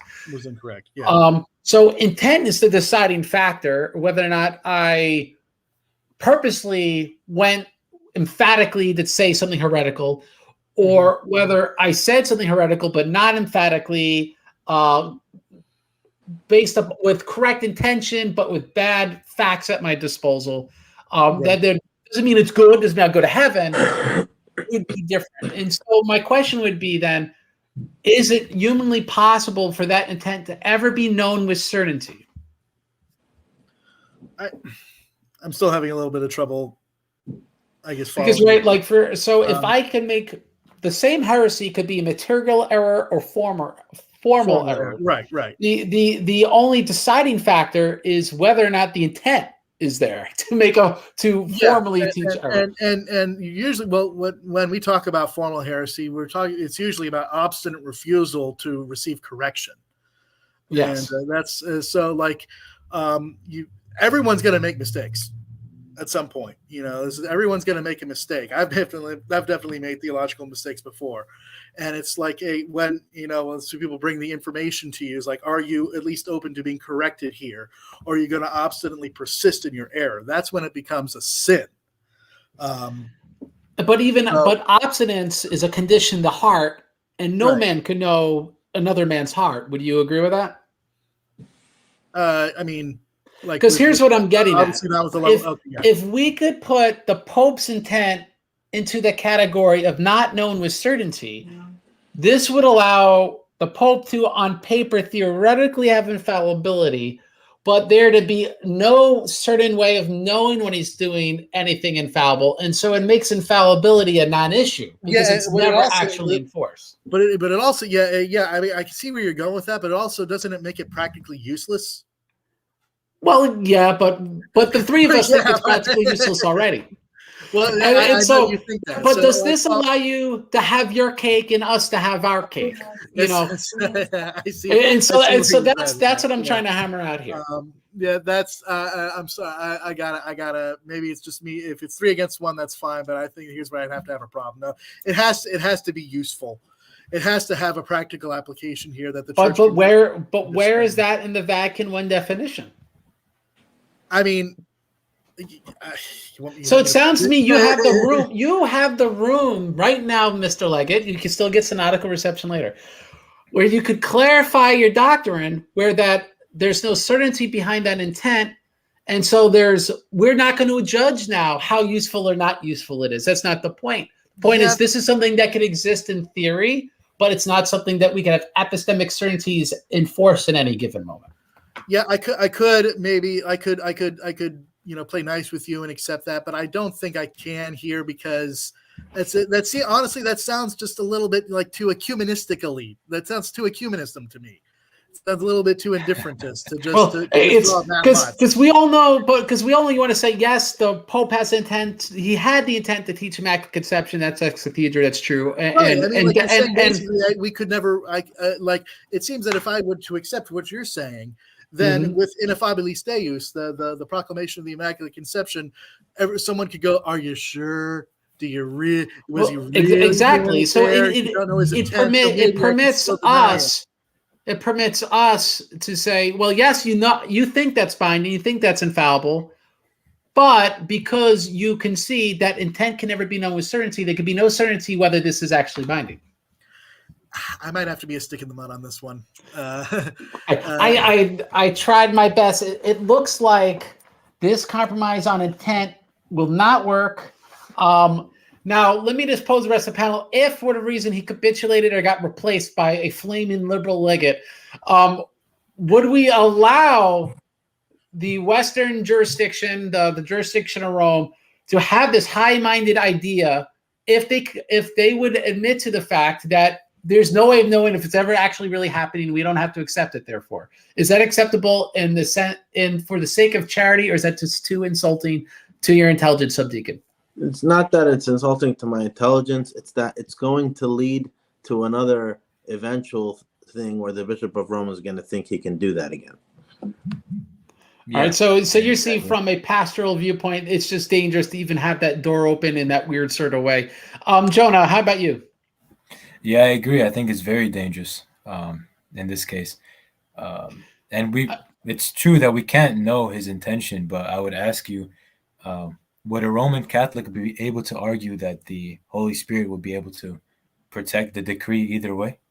Or would they not be able to argue that? Protect the decree, and whether we recognize it or not, I guess. Is that your question? Yeah, regardless of the bishop's intent, as long as he is a valid bishop, right? Well, yeah, but I mean, I think, like Craig said, intent matters. He has to intend to do all those three things that I said. So if he's not intending to do those things, like I said, if you could somehow prove that maybe the Bishop of Rome said all these things, said that he was intending to do this, but he was lying, or that he said it, but he didn't really mean it, then the infallibility would not apply. Yeah, so then I think that Craig's point stands there.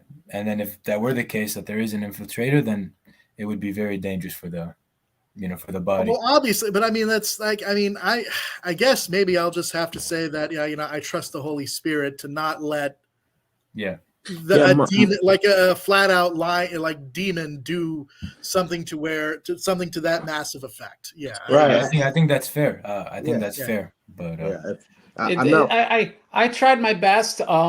I think that would have been the only logical workaround to let Rome expound their doctrine locally, but for it to be absolutely categorically meaningless. And if we could live with people with absolutely meaningless ideas or zero import, I think we could, if we were able to allow them to make their categories of thought to the point where they can recategorize them to where they're acceptable to us. So I'd actually be open to that if they said it's infallible, but we have no idea when it's infallible, and so it's absolutely not applicable. But I actually think, and I'll just leave it here, that because intent can never be known, that's just a basic spiritual thing. We don't judge anyone's intent on earth. Like, we can't know that. I think that utterly invalidates papal infallibility, not in theory, but in practice. But that could actually be a means of us bridging our differences on this. So I don't see that as a negative thing. but Well, the legate here will not accept it. So yeah, the legate here will not accept. I'm sorry. I think Greg has a valid point. I think Greg has a really valid point. Well, no, I don't think so, because I mean, I guess maybe it's just a general thing here that I do when I'm talking to people. I guess unless you are like really intending to deceive me, I assume that you're giving me the straight dope. I mean, I assume that Jonah, you'd assume wrong though. You got no clue what they're thinking. You can't accept this. You know, I mean, so that's unless I have a prior reason to really distrust someone on a topic like that. Now, last comment on the papacy, because this is like that song in the '90s, "Everything Falls Apart." And so last comment on the papacy would be direct jurisdiction. And this is the idea. How about you tell us very quickly, Matt, what direct jurisdiction is? I mean, I guess you're saying that, direct jurisdiction is in, he can appoint the bishops. Well, okay. There's still another level of that where the Pope is the Bishop of Rome specifically. Like, he controls all the staffing there. Like, the Pope Francis can't control who the Bishop of Raleigh, North Carolina hires and fires. He can't do that. But he can, like, obviously he can appoint all the bishops in his communion, in the Latin communion. And so I guess if you want to say that that's direct jurisdiction there, that's fine. And I guess, again, I don't want the Bishop of Rome doing that with any other particular church, any other Eastern church. That should stay with it. But does he maintain the right? Honestly, but he maintains the right, according to you, where he could appoint bishops elsewhere without their synods consenting. Like, as a matter of maybe divine law, maybe, but as a matter of canon law, I definitely wouldn't want that to be the case. All right. Like, for example, like if I don't know, a plague wiped out all bishops in a certain area, and you had no way to get one. Like, what are you going to do? I mean, let me piggyback on Matt here. When St. Ignatius was going to be martyred in Rome, he wrote to the Romans that they will be the bishop of Antioch. Right? He wrote that to them. And this is like, what, 50 years after the last book, the Bible, maybe less, depending on when Revelation was written. Alexandria, right? And so, and our second example of this would be during and this is for Roman Catholic Eastern Orthodox history. It's not really relevant to your communions, Jonah and Subdeacon, but the principle is important, is that when there was, due to the caliphate, there were no bishops in large parts of the Antioch's and Jerusalem's jurisdiction, that Rome stepped back in again to fulfill that function to ordain bishops where there were none. And so then let me ask this, is a kind of direct jurisdiction okay if there's an absence, and what the Bishop of Rome would be doing is like an emergency measure to make sure there's an episcopate where there's just presently none? Is that acceptable, or is even that too extreme? Let me give it to Jonah. So I think, of course, it would, in this circumstance where, it's like live or die, all or nothing, I think it would be fine. But I wouldn't say just the Bishop of Rome. I would say also the Bishop of Antioch would be able to do that for us as well. That seems somewhat reasonable too. Yeah. So because Antioch has been the church closest to us for about 2,000 years. So for us, kind of important. So for us, if we needed something, we would be able to appeal to Antioch, and Antioch would help us as well. So it wouldn't have to strictly be to the Bishop of Rome. For direct jurisdiction, for us, we wouldn't have an outside source elect our patriarch or our bishops, because how I see it is, of course, the people in that church know the church the best, and they would make the best possible decision for the sake of their laity. That wouldn't be from an outside source. That would be one way of looking at it. And Subdeacon, your comments? Yeah, I would say the same thing. Like, as long as the emergency is not uniquely to Rome, it can be included, then that's fine. Whether it's Alexandria, Constantinople, whatever, Okay, right. And it sounds to me that Legate Matt has already agreed to those conditions of direct jurisdiction is in these situations where there's a void of bishops. He accepts that if someone else helps out in a situation, like another patriarchate, that's okay. And other than that, if Rome's involved within an ordination of a bishop, like I forget, I think it was Manus of Constantinople in 536, that he'd do so with the consent of the local synod. And so is that all agreeable, Matt?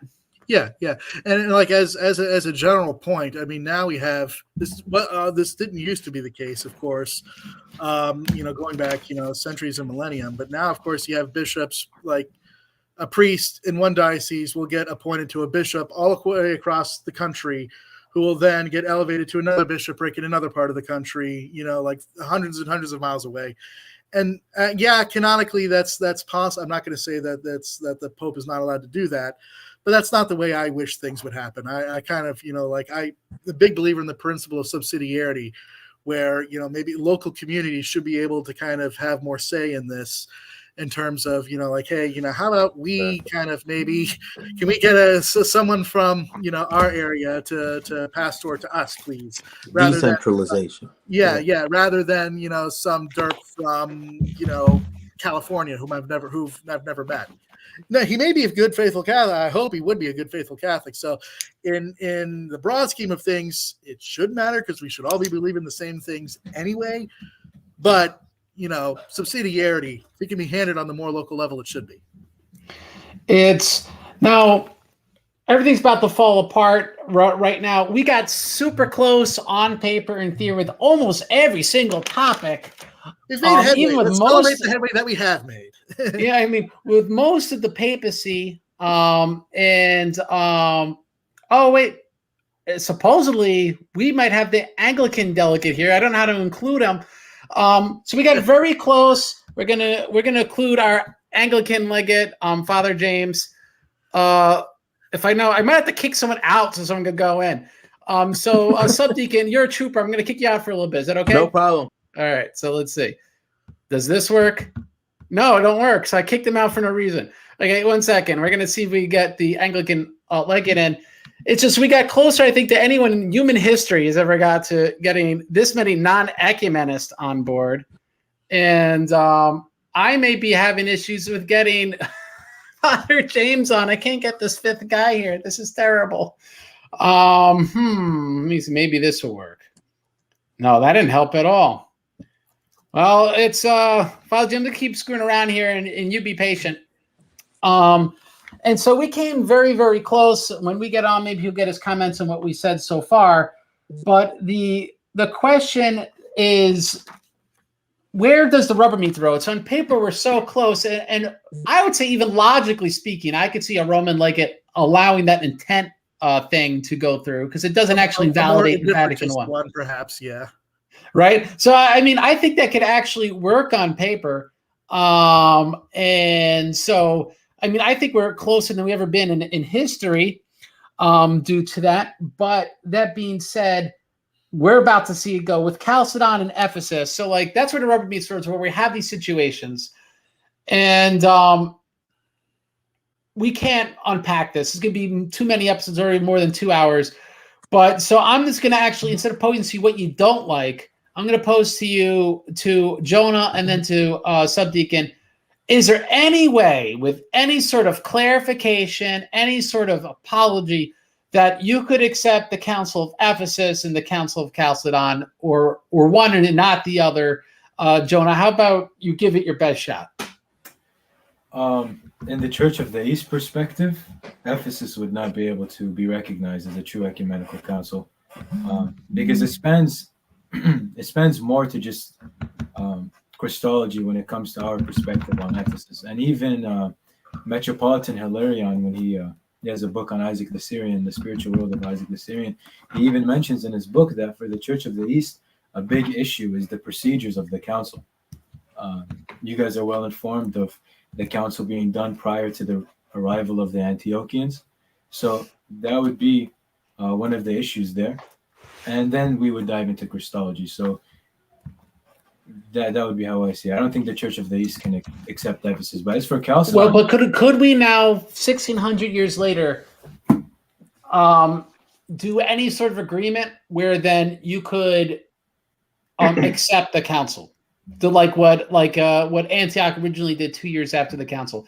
Is there something where your synod can now do a retroactive affirmation of the council?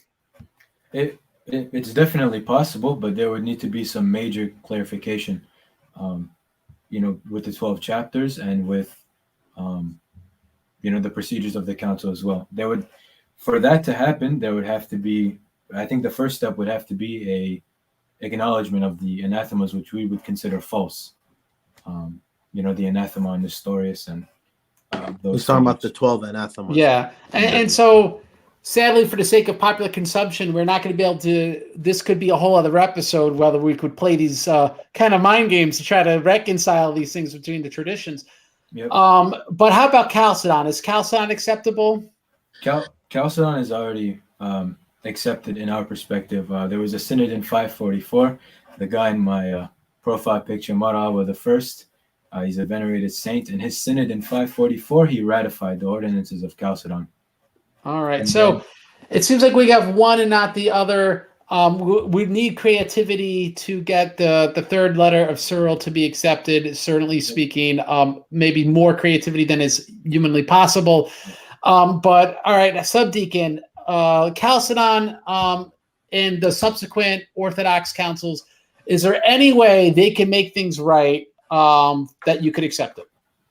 So there's a few that'd be really complicated. We would, firstly, in the case of anyone who's in the church, including the Church of the East, we need to be sure everyone accepts the 12 anathemas of Cyril. And then we would need to also know everyone condemns the 3 chapters, etc. Chalcedon would, maybe it could be up for discussion to be purely a disciplinary council or with administrative canons, but not theologically, not the theology of Chalcedon. So there's no way Chalcedon could be framed to say, this is how we understand it. Now, today, we're not looking to redress the past. Will you accept Chalcedon based upon this is how we understand today? Is there any way they could word that so then you could accept it? Yeah, if they make the definition to say from 2 natures, and that the hypostatic union is a union of hypostases, and that the tome of Leo is regional to the Latins. Now, could they say from 2 natures means in 2 natures would mean the exact same thing? Is that acceptable? I'd have to think about it. Okay, so I want to add a comment real quick, if that's fine. Sure, go right ahead, John. As for the history, we have to look at the history and see what happened and examine it, because this, at the end of the day, is also going to go down as history. But that history in Chalcedon, will happen in Ephesus, that needs to be examined and to see who's really right, who's really wrong, what really happened, was it unjust, and then we can move from there, because that's what caused it in the first place. And to fix what's broken, that would have to be examined. So I think Subdeacon Daniel and the rest of you guys would also agree with that. The history is crucial. And so I already know you, Matt, would agree with me. As long as they accepted conceptually our councils, as long as then they signed on to those councils, then that's what would be relevant to us. I'll pose this to you, Matt. Your communion has subsequently had additional councils that you identify as ecumenical. We have not synodically given consent. Is it possible that if we hammer out this union in Nicea 2025, that any Western councils are treated as local councils? You may consider them yourselves ecumenical, but they are not binding unto us until we consent to it. Is that something that's acceptable? Yeah. It seems. I think so. Again, if someone can smack me down, if they've got something that they can show me, but on the face of it, that seems fine to me. Because honestly, I understand the point about historically, like if sins were committed, then those sins need to be repented of, regardless of whether, we think of what we think of our, theological positions. But to me, me personally, like the theological, the theology is the most important thing. The procedure is important, but the most important thing is, like, can we hammer out the theology and get that in a way that we can all agree with, rather than saying, oh, this shouldn't have happened this way and it needs to happen that way. And like, okay, yeah, we can handle that. But like resolving the theological differences, or maybe like finding out how much of a difference there is I think what we need to do first. Now, Father James, I don't know how much of this you caught onto.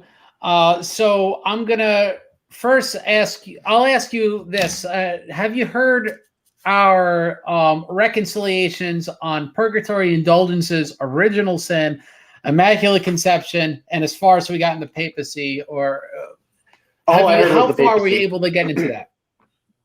All I heard was about the infallibility thing, and I want to. As the only other Western Catholic here, I do feel like I have to defend something concerning the challenge of papal infallibility. I detest and reject papal infallibility as a heresy, but I do need to defend against an argument. So when talking about intent, in the Western tradition, what we tend to mean when we're talking about intent, especially on the sacramental or sort of ecclesiological level, is an external intent. So the question, for instance, if I am baptizing somebody, if I say, I baptize thee in the name of the Father and of the Son and of the Holy Ghost, if I don't genuinely mean that in sort of my inner intention, that does not matter. No, it doesn't matter. Yeah. It does not matter in the least. So likewise, we can have, like, not we, but the papists can have this idea that the Pope can have an external intention, where even though inwardly he doesn't intend to say something infallibly, as long as he's externally done so, then it's okay. That is the furthest I will go with defending the papacy on anything.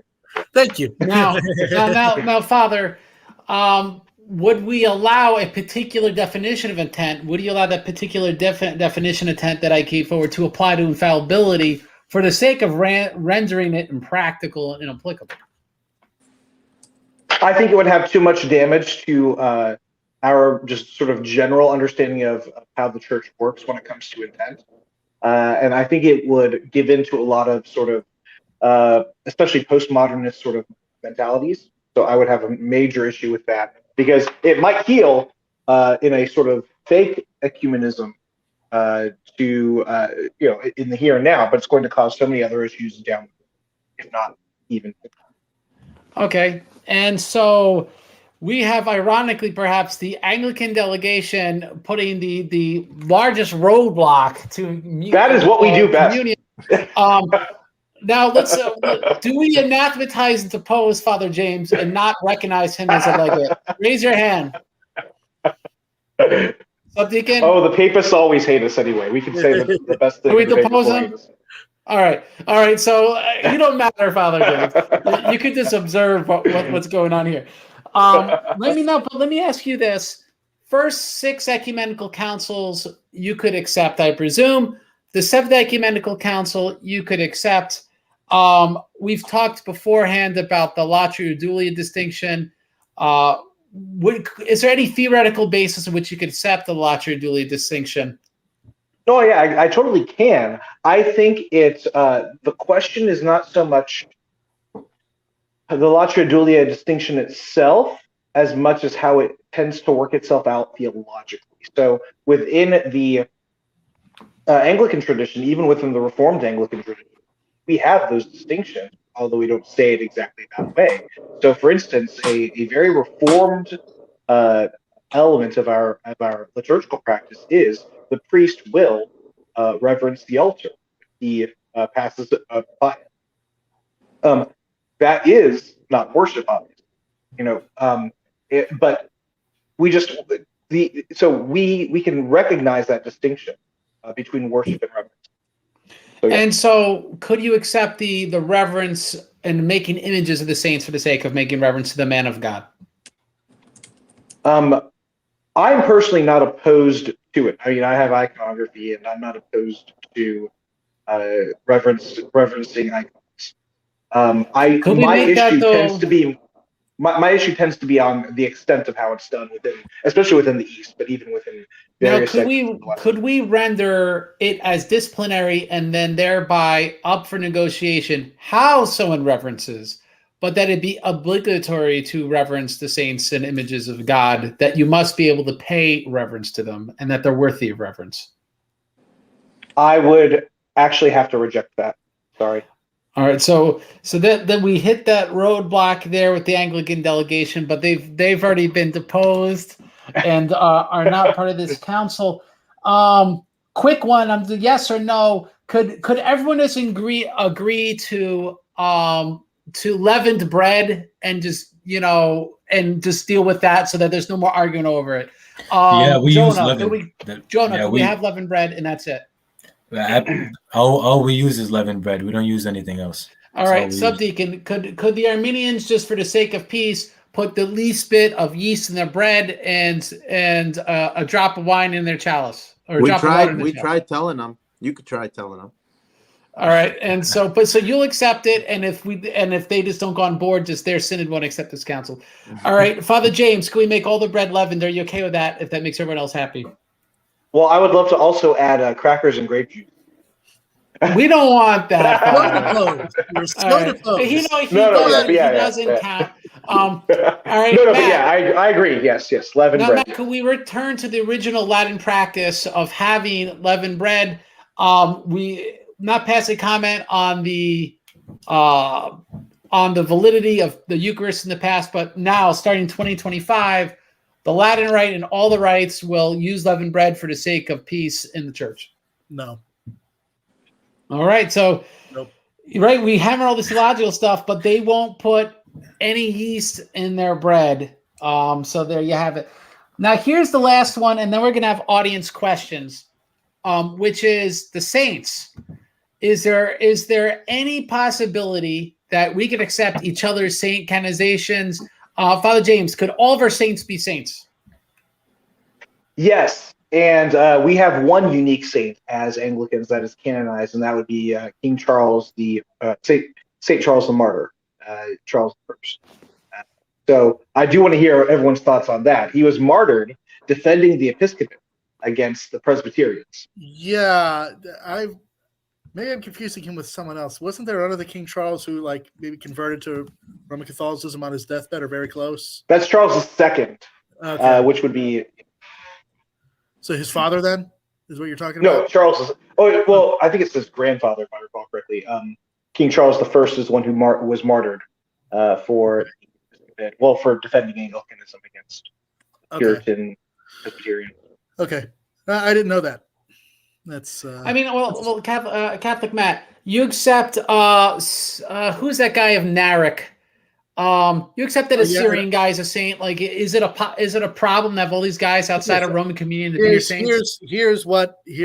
I did prepare for this a little bit.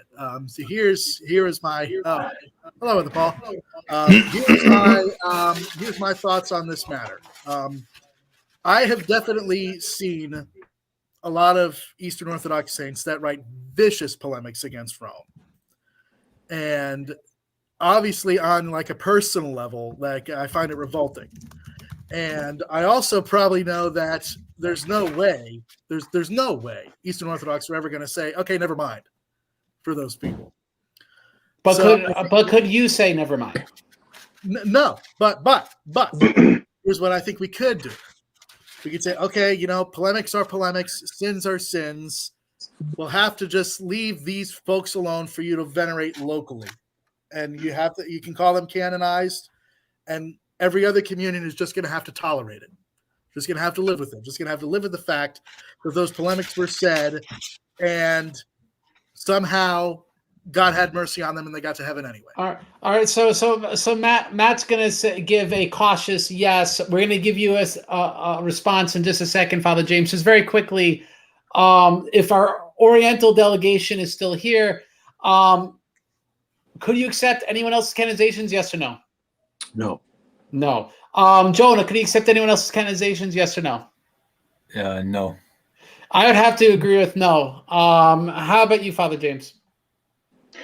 I would say that, being an Anglican, being within the Protestant Reformation, the idea that I mean, it's not quite this, but the idea that you have to die perfect, it's just not going to be a thing that's required. So you can die having, been mean to people, and you still die in the faith. So you can be a canonized saint and still sin. All right, and so I'm going to leave it open to audience questions. Now we have the other Paul here, who is tagged along to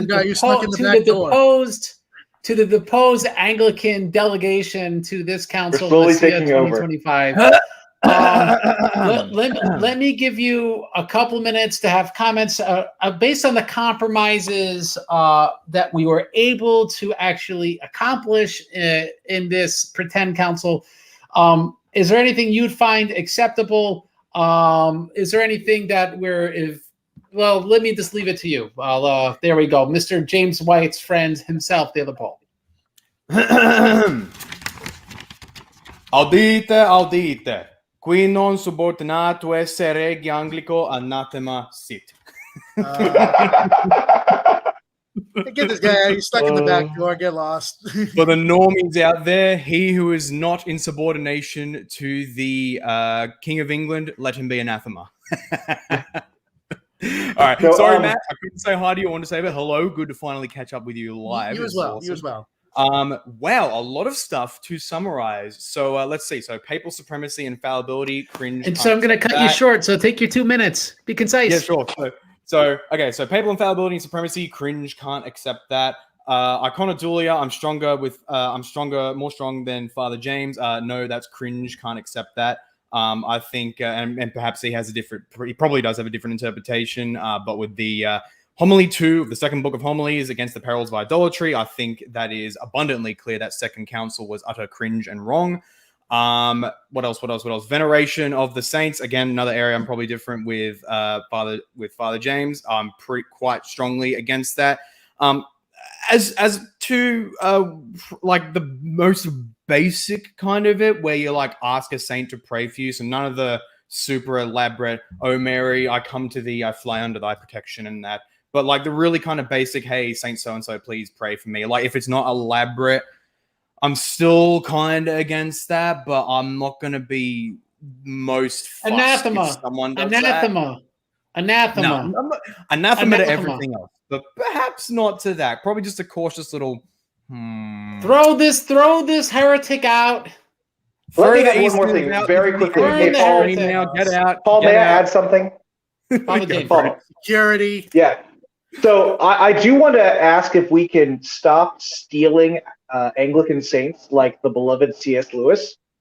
If you ever mention him positively, please give credit where credit is due. I agree. I think C.S. Lewis belongs to the Anglicans, and we disown him categorically and completely. Well, that's fine. You can disown him too. That's fine too. But don't call on him and say how great he is, and then pretend, oh yeah, he's an Eastern Orthodox, or oh, he's a papist. Yeah. Also, by the way, I'd like to ask if you guys would also stop claiming the Anglican saints of the 12 apostles. That'd be great. No, they belong. They belong to us. And so, Matt, you want to have one last thing to say, or we're going to do audience questions? I think I'm good for audience questions. I say we call security. I don't know how other Paul snuck in here. Well, I could kick him out. Wait. Yeah, just sneaking the unlocked back. Decree here, man. I got an imperial decree. You can't stop me. Craig, I want to say something. All right, so we got this. If union happened, what would the Eastern churches do with councils that Rome considers ecumenical? And what we hashed out today, they'd be treated as local synods, being that we were able to, over so many doctrines, come up with compromise where the Roman doctrine would be interpreted in a way that we all found acceptable. We could, without accepting the council, say, well, we accept these doctrines as we have hammered it out in Nicea 2025. As for those synods, they would be local. So that's how we could deal with that. So that's for me. We got this for Father Daniel. Are the Oriental Orthodox more prone to geopolitical disputes than liberalism? Who's Father Daniel? I guess he means subdeacon. He's just looking at all the back. I'm so used to Father Daniel Zoyev that I looked behind me. I didn't see anybody. So I think so. I don't know what geopolitical means, but I think that would be. Meaning, like, I don't know what Egypt's doing, what the countries, the Oh politics yeah, there. absolutely. That's a bigger issue for us than liberalism. Absolutely. Here's a good one, and I'm going to leave it to everyone to answer for themselves. So everyone gets a chance. Which two legates can most easily form a union with the least compromise? I would say it'd be Father Definitely. James and the other Paul. But Yeah. them aside, because they're deposed, I would say it would actually be. No, we deposed you guys. I would say it would actually be myself and Jonah so far. Yeah, I agree. Sounds the closest. That would be my saying. All right, let me give it to Matt, and we'll go through the Brady Bunch. I honestly don't know. It seems that maybe the reason is that I'll admit that I have not studied Oriental Orthodoxy and Assyrian Church of the East. I have not dived too much into them, and so I'm just gonna have to confess ignorance on that. And I've done much more study personally on the discrepancy in the disputes between us and kind of like the Byzantine Eastern Orthodox, rather than Subdeacon Daniel and Jonah's communions. So as far I assumed it was going to be me and Craig, so I guess I'll go with that. All right, Jonah. Yeah, I think it would be the Church of the East Side and the Eastern Orthodox. I think that would be the smoothest reunification. So I agree with Craig there. Subdeacon. I agree. Church of the East and Eastern Orthodoxy, absolutely. Father James. My understanding is that at least within Egypt, a lot of the Anglican and Oriental Orthodox relations are very strong. So I'd probably put. All right, and the other Paul. I'd agree with Father James there, probably, as little as I know. Okay, now I'm going to put forward my question as an audience question, which is, could we make this an agreeable Christological definition that Jesus Christ is a singular person with two substances or essences of divine and human essence in the present since the incarnation and into eternity? Is that something you would accept? Matt, I presume yes. Yeah, that sounds fine to me. Jonah. Yep, of course. That would be fine. Deacon Daniel. We can say he's a member from two essences.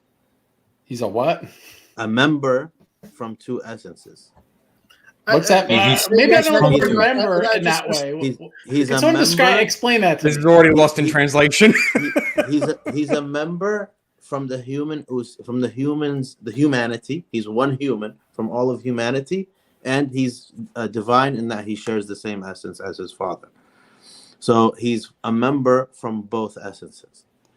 So then you wouldn't sign on to the language I just posed, a single person with both a divine and human substance since the incarnation into eternity. Those are the words. Accept them or reject them. No, I wouldn't accept them. All right. I'll counter one, and maybe this is easier. Okay. Jesus is fully God and fully man. Yeah, we all accept absolutely. that, bro. Yeah, we all. Yeah, that's a bit. That, honestly, I wish the church just left it at that. So simple. I think truly would be better. You got a point. All right. Well, Father James. Yes. All right, and then the other Paul, we're going to put you in agreement. Okay, let's go down. I didn't know a person with both a human and divine essence was something so controversial, but that's why the Oriental Orthodox and Eastern Orthodox are not in communion right now. Let's see. We have no Lutheran delegation. We'll have to. They're not as big in the apologetics world. Everyone defaults to Anglicanism. We need like Wisconsin Synod. No salvation outside the Wisconsin Synod. To be fair, that's not their actual position, but okay. Yeah. All right. So, what role could doctrinal development or koinonia be used to unite folks? I'm going to pose this to Subdeacon. Do you think that we could use the epistemology doctrinal development or the epistemology of discretion to really be a uniting? Were we doing even either of these things in order to do it, or no? Could it work or not? Like we did today? Yeah. Like Yeah, I think so. You were familiar with this, Craig, in the conversations of 532. There was a list of conditions that both of our sides agreed on. It was like 12 points, I think, and it was just the last point we couldn't agree on, and that was the Libellus of Hormistus. That was the only thing. Everything else we agreed.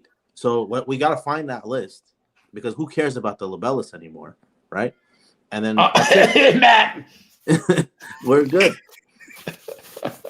All right. I would answer that question by saying economia like could be used. Maybe particularly, I was hearing a lot from Matt, like a lot of discretion with what could be disciplinary, and so that's obviously economia within our context.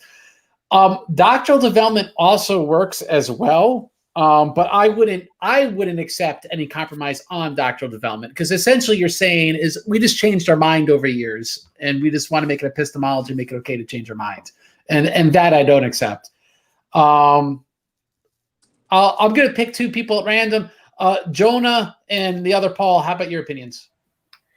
Yeah, so how I see it is that there was one deposit of faith, and think of it as like a magnifying glass. As you look over that deposit with a magnifying glass, it expanded and we understood it more over time. But I don't accept doctrinal development. I don't think there was a solid development. Maybe in terms, but in substance, I don't think there was. I wouldn't be able to. Sorry. I wouldn't be able to compromise. Other Paul? Yeah, this is an incredibly finicky one. Not only because there's the doctrinal development thing, but I think an underappreciated dimension of it is the ecclesiological. Like, if we're talking about a kind of a semi-ideal of mine, I guess, of like a sort of Cyprianic ecclesiology of like every bishop, they have the right to determine the official teaching of their own churches. Then, like, because there's no per se central authority that determines the truth infallibly for everybody, then I'd say in a limited extent, yes, we could develop more so in terminology. I agree with Jonah there. In terms of like when new issues and not really issues, because when the march of time passes on, when language develops, when worldview develops in our culture, there is a necessity to 30 more seconds in the sense of making things clear. But I want to emphatically say that the full divine deposit was given entirely to by Christ to the apostles, and so in the sense of truly developing new beliefs, even minor ones that are nonetheless of the faith, which at one point were not present, no, off the table. All right. Yes or no? No elaboration. What happens to the anathematized Christians? Can they start their own churches? Yes or no, Matt? The first, there's two questions. So the first one is a little ambiguous. Or heaven, hell? Heaven, Yes hell. or no? The answer to the second question is emphatically no. All right, Jonah. Absolutely not. They have no authority. Subdeacon. No. Father James. Way too vague a set of questions. Way too vague. I agree. Answer is hell no. All right. Could Isaac the Syrian or Isaac of Nineveh be a path of reunion between the Russians and the Assyrians?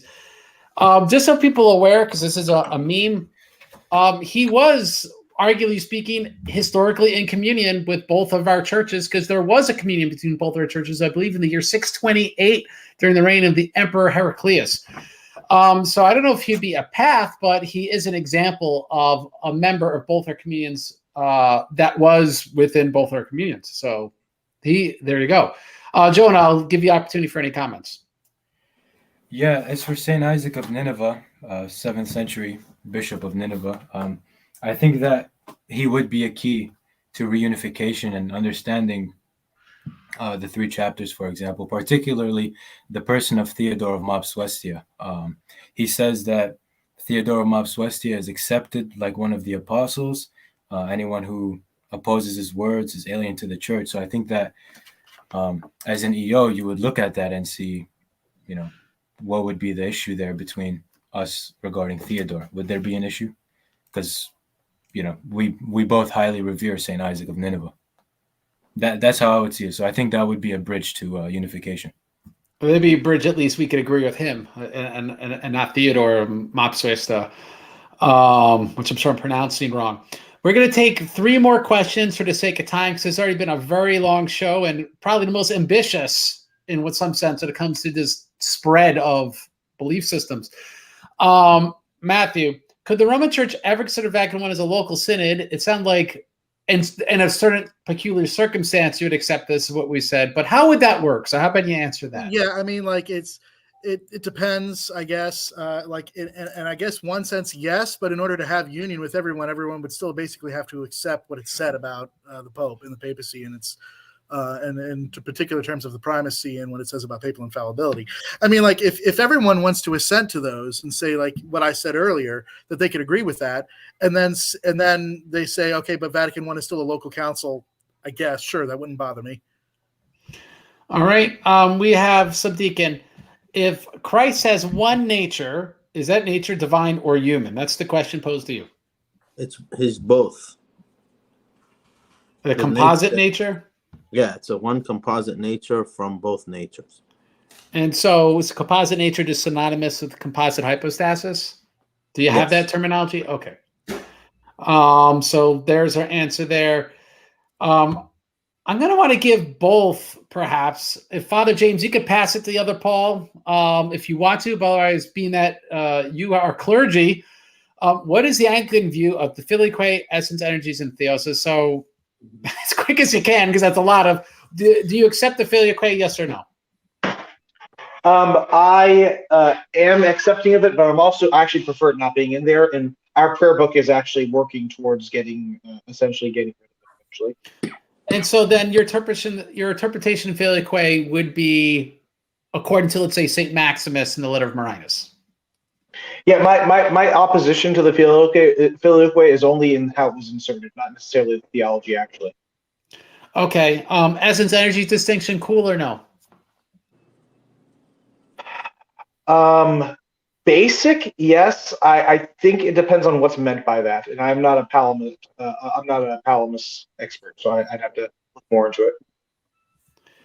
All right. And theosis, yes. Yep. And theosis, yes or no? Yes. Other Paul, I'm just going to give you Filioque. Any comments? I kind of passively deny it. I frankly don't care about that issue a whole lot. Like, I think it's just a tragedy that's enough to split churches. But otherwise, I'm kind of just casually like, nah, I don't really affirm it, at least with respect to the double procession. The kind of from the Father through the Son, I'm cool with.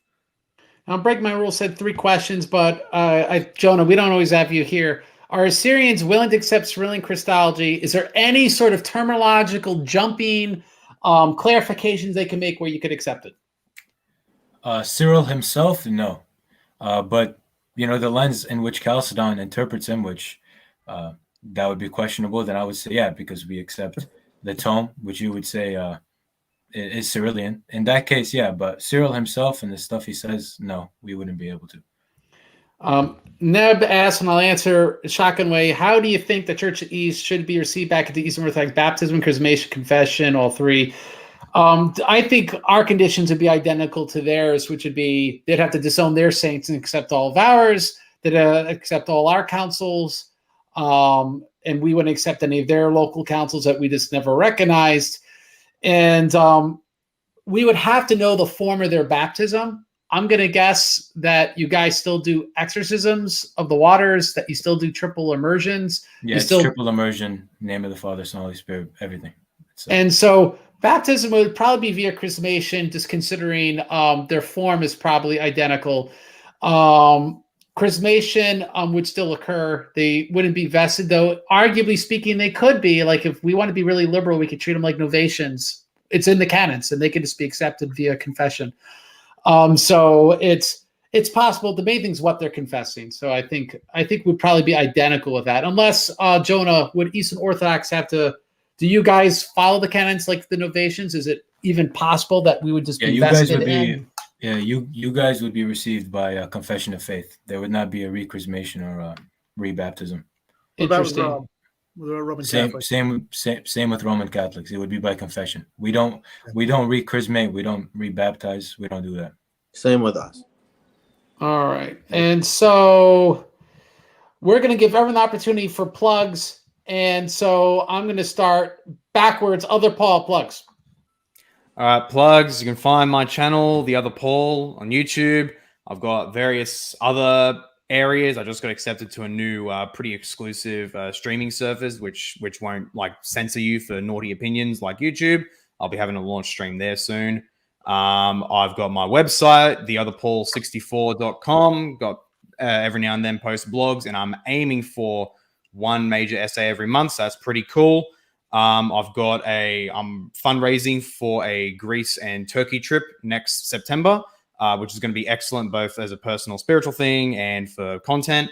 And also, I am building the next doco for Craig, The Errors of the Catholics. So get hyped for that. That is going to be very fun. And if anyone wants to hire my video production services, including Romanists against the Orthodox, hire me. I'm your man. I'm a mercenary. I can play both sides. Matt, if you want to pay to make something, I'm your guy. As long as it's not against my beliefs, I'm cool. now, Father James, plugs. Well, I run Barely Protestant, a YouTube channel. I'm also a rector, a priest in charge of a parish. So keep me in prayer. It's my first time being the rector of a parish, and it's been just wonderful. I've been loving it so far. I'll be performing my first baptism on an infant this Sunday, so I'm very excited. Do your baptisms, do you still have exorcisms for the water? Does that exist? We have exorcisms where they have chrism, all that. And 3 times. Is it pouring? You don't do full immersion. How wet do they get? So the standard is pouring. I do plan on eventually going into actual full immersion. And so this could be a water ride for this little tyke. I'm sorry? It's going to be a water ride for this. Like they're going to get wet. A little. Oh yeah, totally. Yeah, I'm going to make sure that the baby's going to get wet. Yeah. Awesome. All right. Subdeacon plugs. Thanks, Craig. So I have my channel. I have a few videos on there only, less than a handful, but it's a baby. It's coming up. Look out for more coming soon. I think we're going to do one soon on the supposed so-called Apollinarian forgeries on that I'll be really interested in all honesty, because it's I've not seen a lot of critiques from the other side. Just kind of just people just the forgeries. I guess they probably are. What do I know? But I'd be interested in you getting into that, particularly because they're quoted in the Council of Ephesus. Yeah. So if they're really forgeries, you at the very minimal have to say, well, God filtered through to one, superintended the spirit that worked through the council to accept what was good in them from these writings of a heretic. Exactly. So it'd be so much better if they weren't forgeries. Totally. Yeah. And anyway, look out for some cool episodes coming up. So that sounds good. Jonah. First, I want to say thank you for having me on. I appreciate that. So I am going to start up a blog and a YouTube channel soon, and the YouTube will just be under this name, The Assyrian Biblicist, and then I'll be starting up a blog just to shed some light on the Assyrian Church of the East traditions, just stuff like that. So that'll be coming soon. That is, keep us updated, and your contributions are very much appreciated. It's made Nicea 2025 a bigger success than would otherwise be, and that is appreciated. Thank you. So, Matt, plugs. Well, first, thank you so much, Craig, for having me on. And I got to say, when we first texting earlier today, I thought it was just going to be you and me, and I get to meet another nice 4 Chads on here. So it was very nice to meet you all. And especially you, the Paul. I know we've crossed swords a bunch, and it's nice to finally, get some personal interaction. As far as my own personal plugs, I've been kicking around the idea of starting a YouTube channel for the last, 7 years, and it hasn't happened yet, but it's gonna. And in the meantime, follow me on Twitter, Matthew Pow, at Matthew Pow, at MatthewPao, and watch the fun. He pretty much hates on everyone that's lame on Twitter. That if you follow Matthew Pao on Twitter, I'm one of his followers, and I don't really use Twitter that much, but I appreciate following his Twitter. So definitely do that. And yeah, this whole idea was cooked up this afternoon. This was This was not a very carefully thought out plan, and it's turned out real well. Yeah. My plugs are orthodoxchristiantheology.com/donate for those who want to bless the churches in Cambodia. I'm very, very, very grateful for the several non-anonymous and anonymous donors that helped support the making of the documentary. It's fully funded. That is being done with the other Paul, Eris the Catholics. So look forward to that. But also those who have continued donating and above and beyond for the support the parishes in Cambodia. A lot of exciting things will be happening there soon. We may be getting one of our, maybe, God willing, one of our first missionaries on top of the priest there that will be starting there. And for him to stay, it's going to continue his support. If he decides he's going to make a vocation out of this. So pray for him. I won't give any names because none of that's official yet. But pray that God will raise up people to evangelize in Cambodia, that the priest there will successfully make converts and help the people that are there that are part of the parishes. Of course, pray for me. And I ask especially right now for prayers for a family, my sister-in-law, Chanti, who's getting surgery right now in Thailand because there's no good doctors in Cambodia. You get surgery done, you always go to Thailand. So please pray for her because it's actually life and death. So pray for the surgery to be successful and then have healing. I am confident the prayers of so many people watching this have tremendous power. So please pray for Chanti. That'd be very much appreciated. So even if it's just that prayer or you financially support $1, $5, $50, whatever, 100, one guy, tens of thousands of dollars, actually. Support the churches in Cambodia, orthodoxchristiantheology.com/donate. It's making a difference. I also want to plug Sunday night is going to show in honor of the actual death of new martyr Daniel Sazoyev. We'll be talking about his evangelism tips so that way you could do street evangelism and we can motivate people to become missionaries and do the work that's needed to convert souls to Christ, to the Orthodox Christian faith. And so also tune in Sunday. There'll be special guest Timothy Honeycutt of the Orthodox Wisdom Channel. So that will be definitely a blast.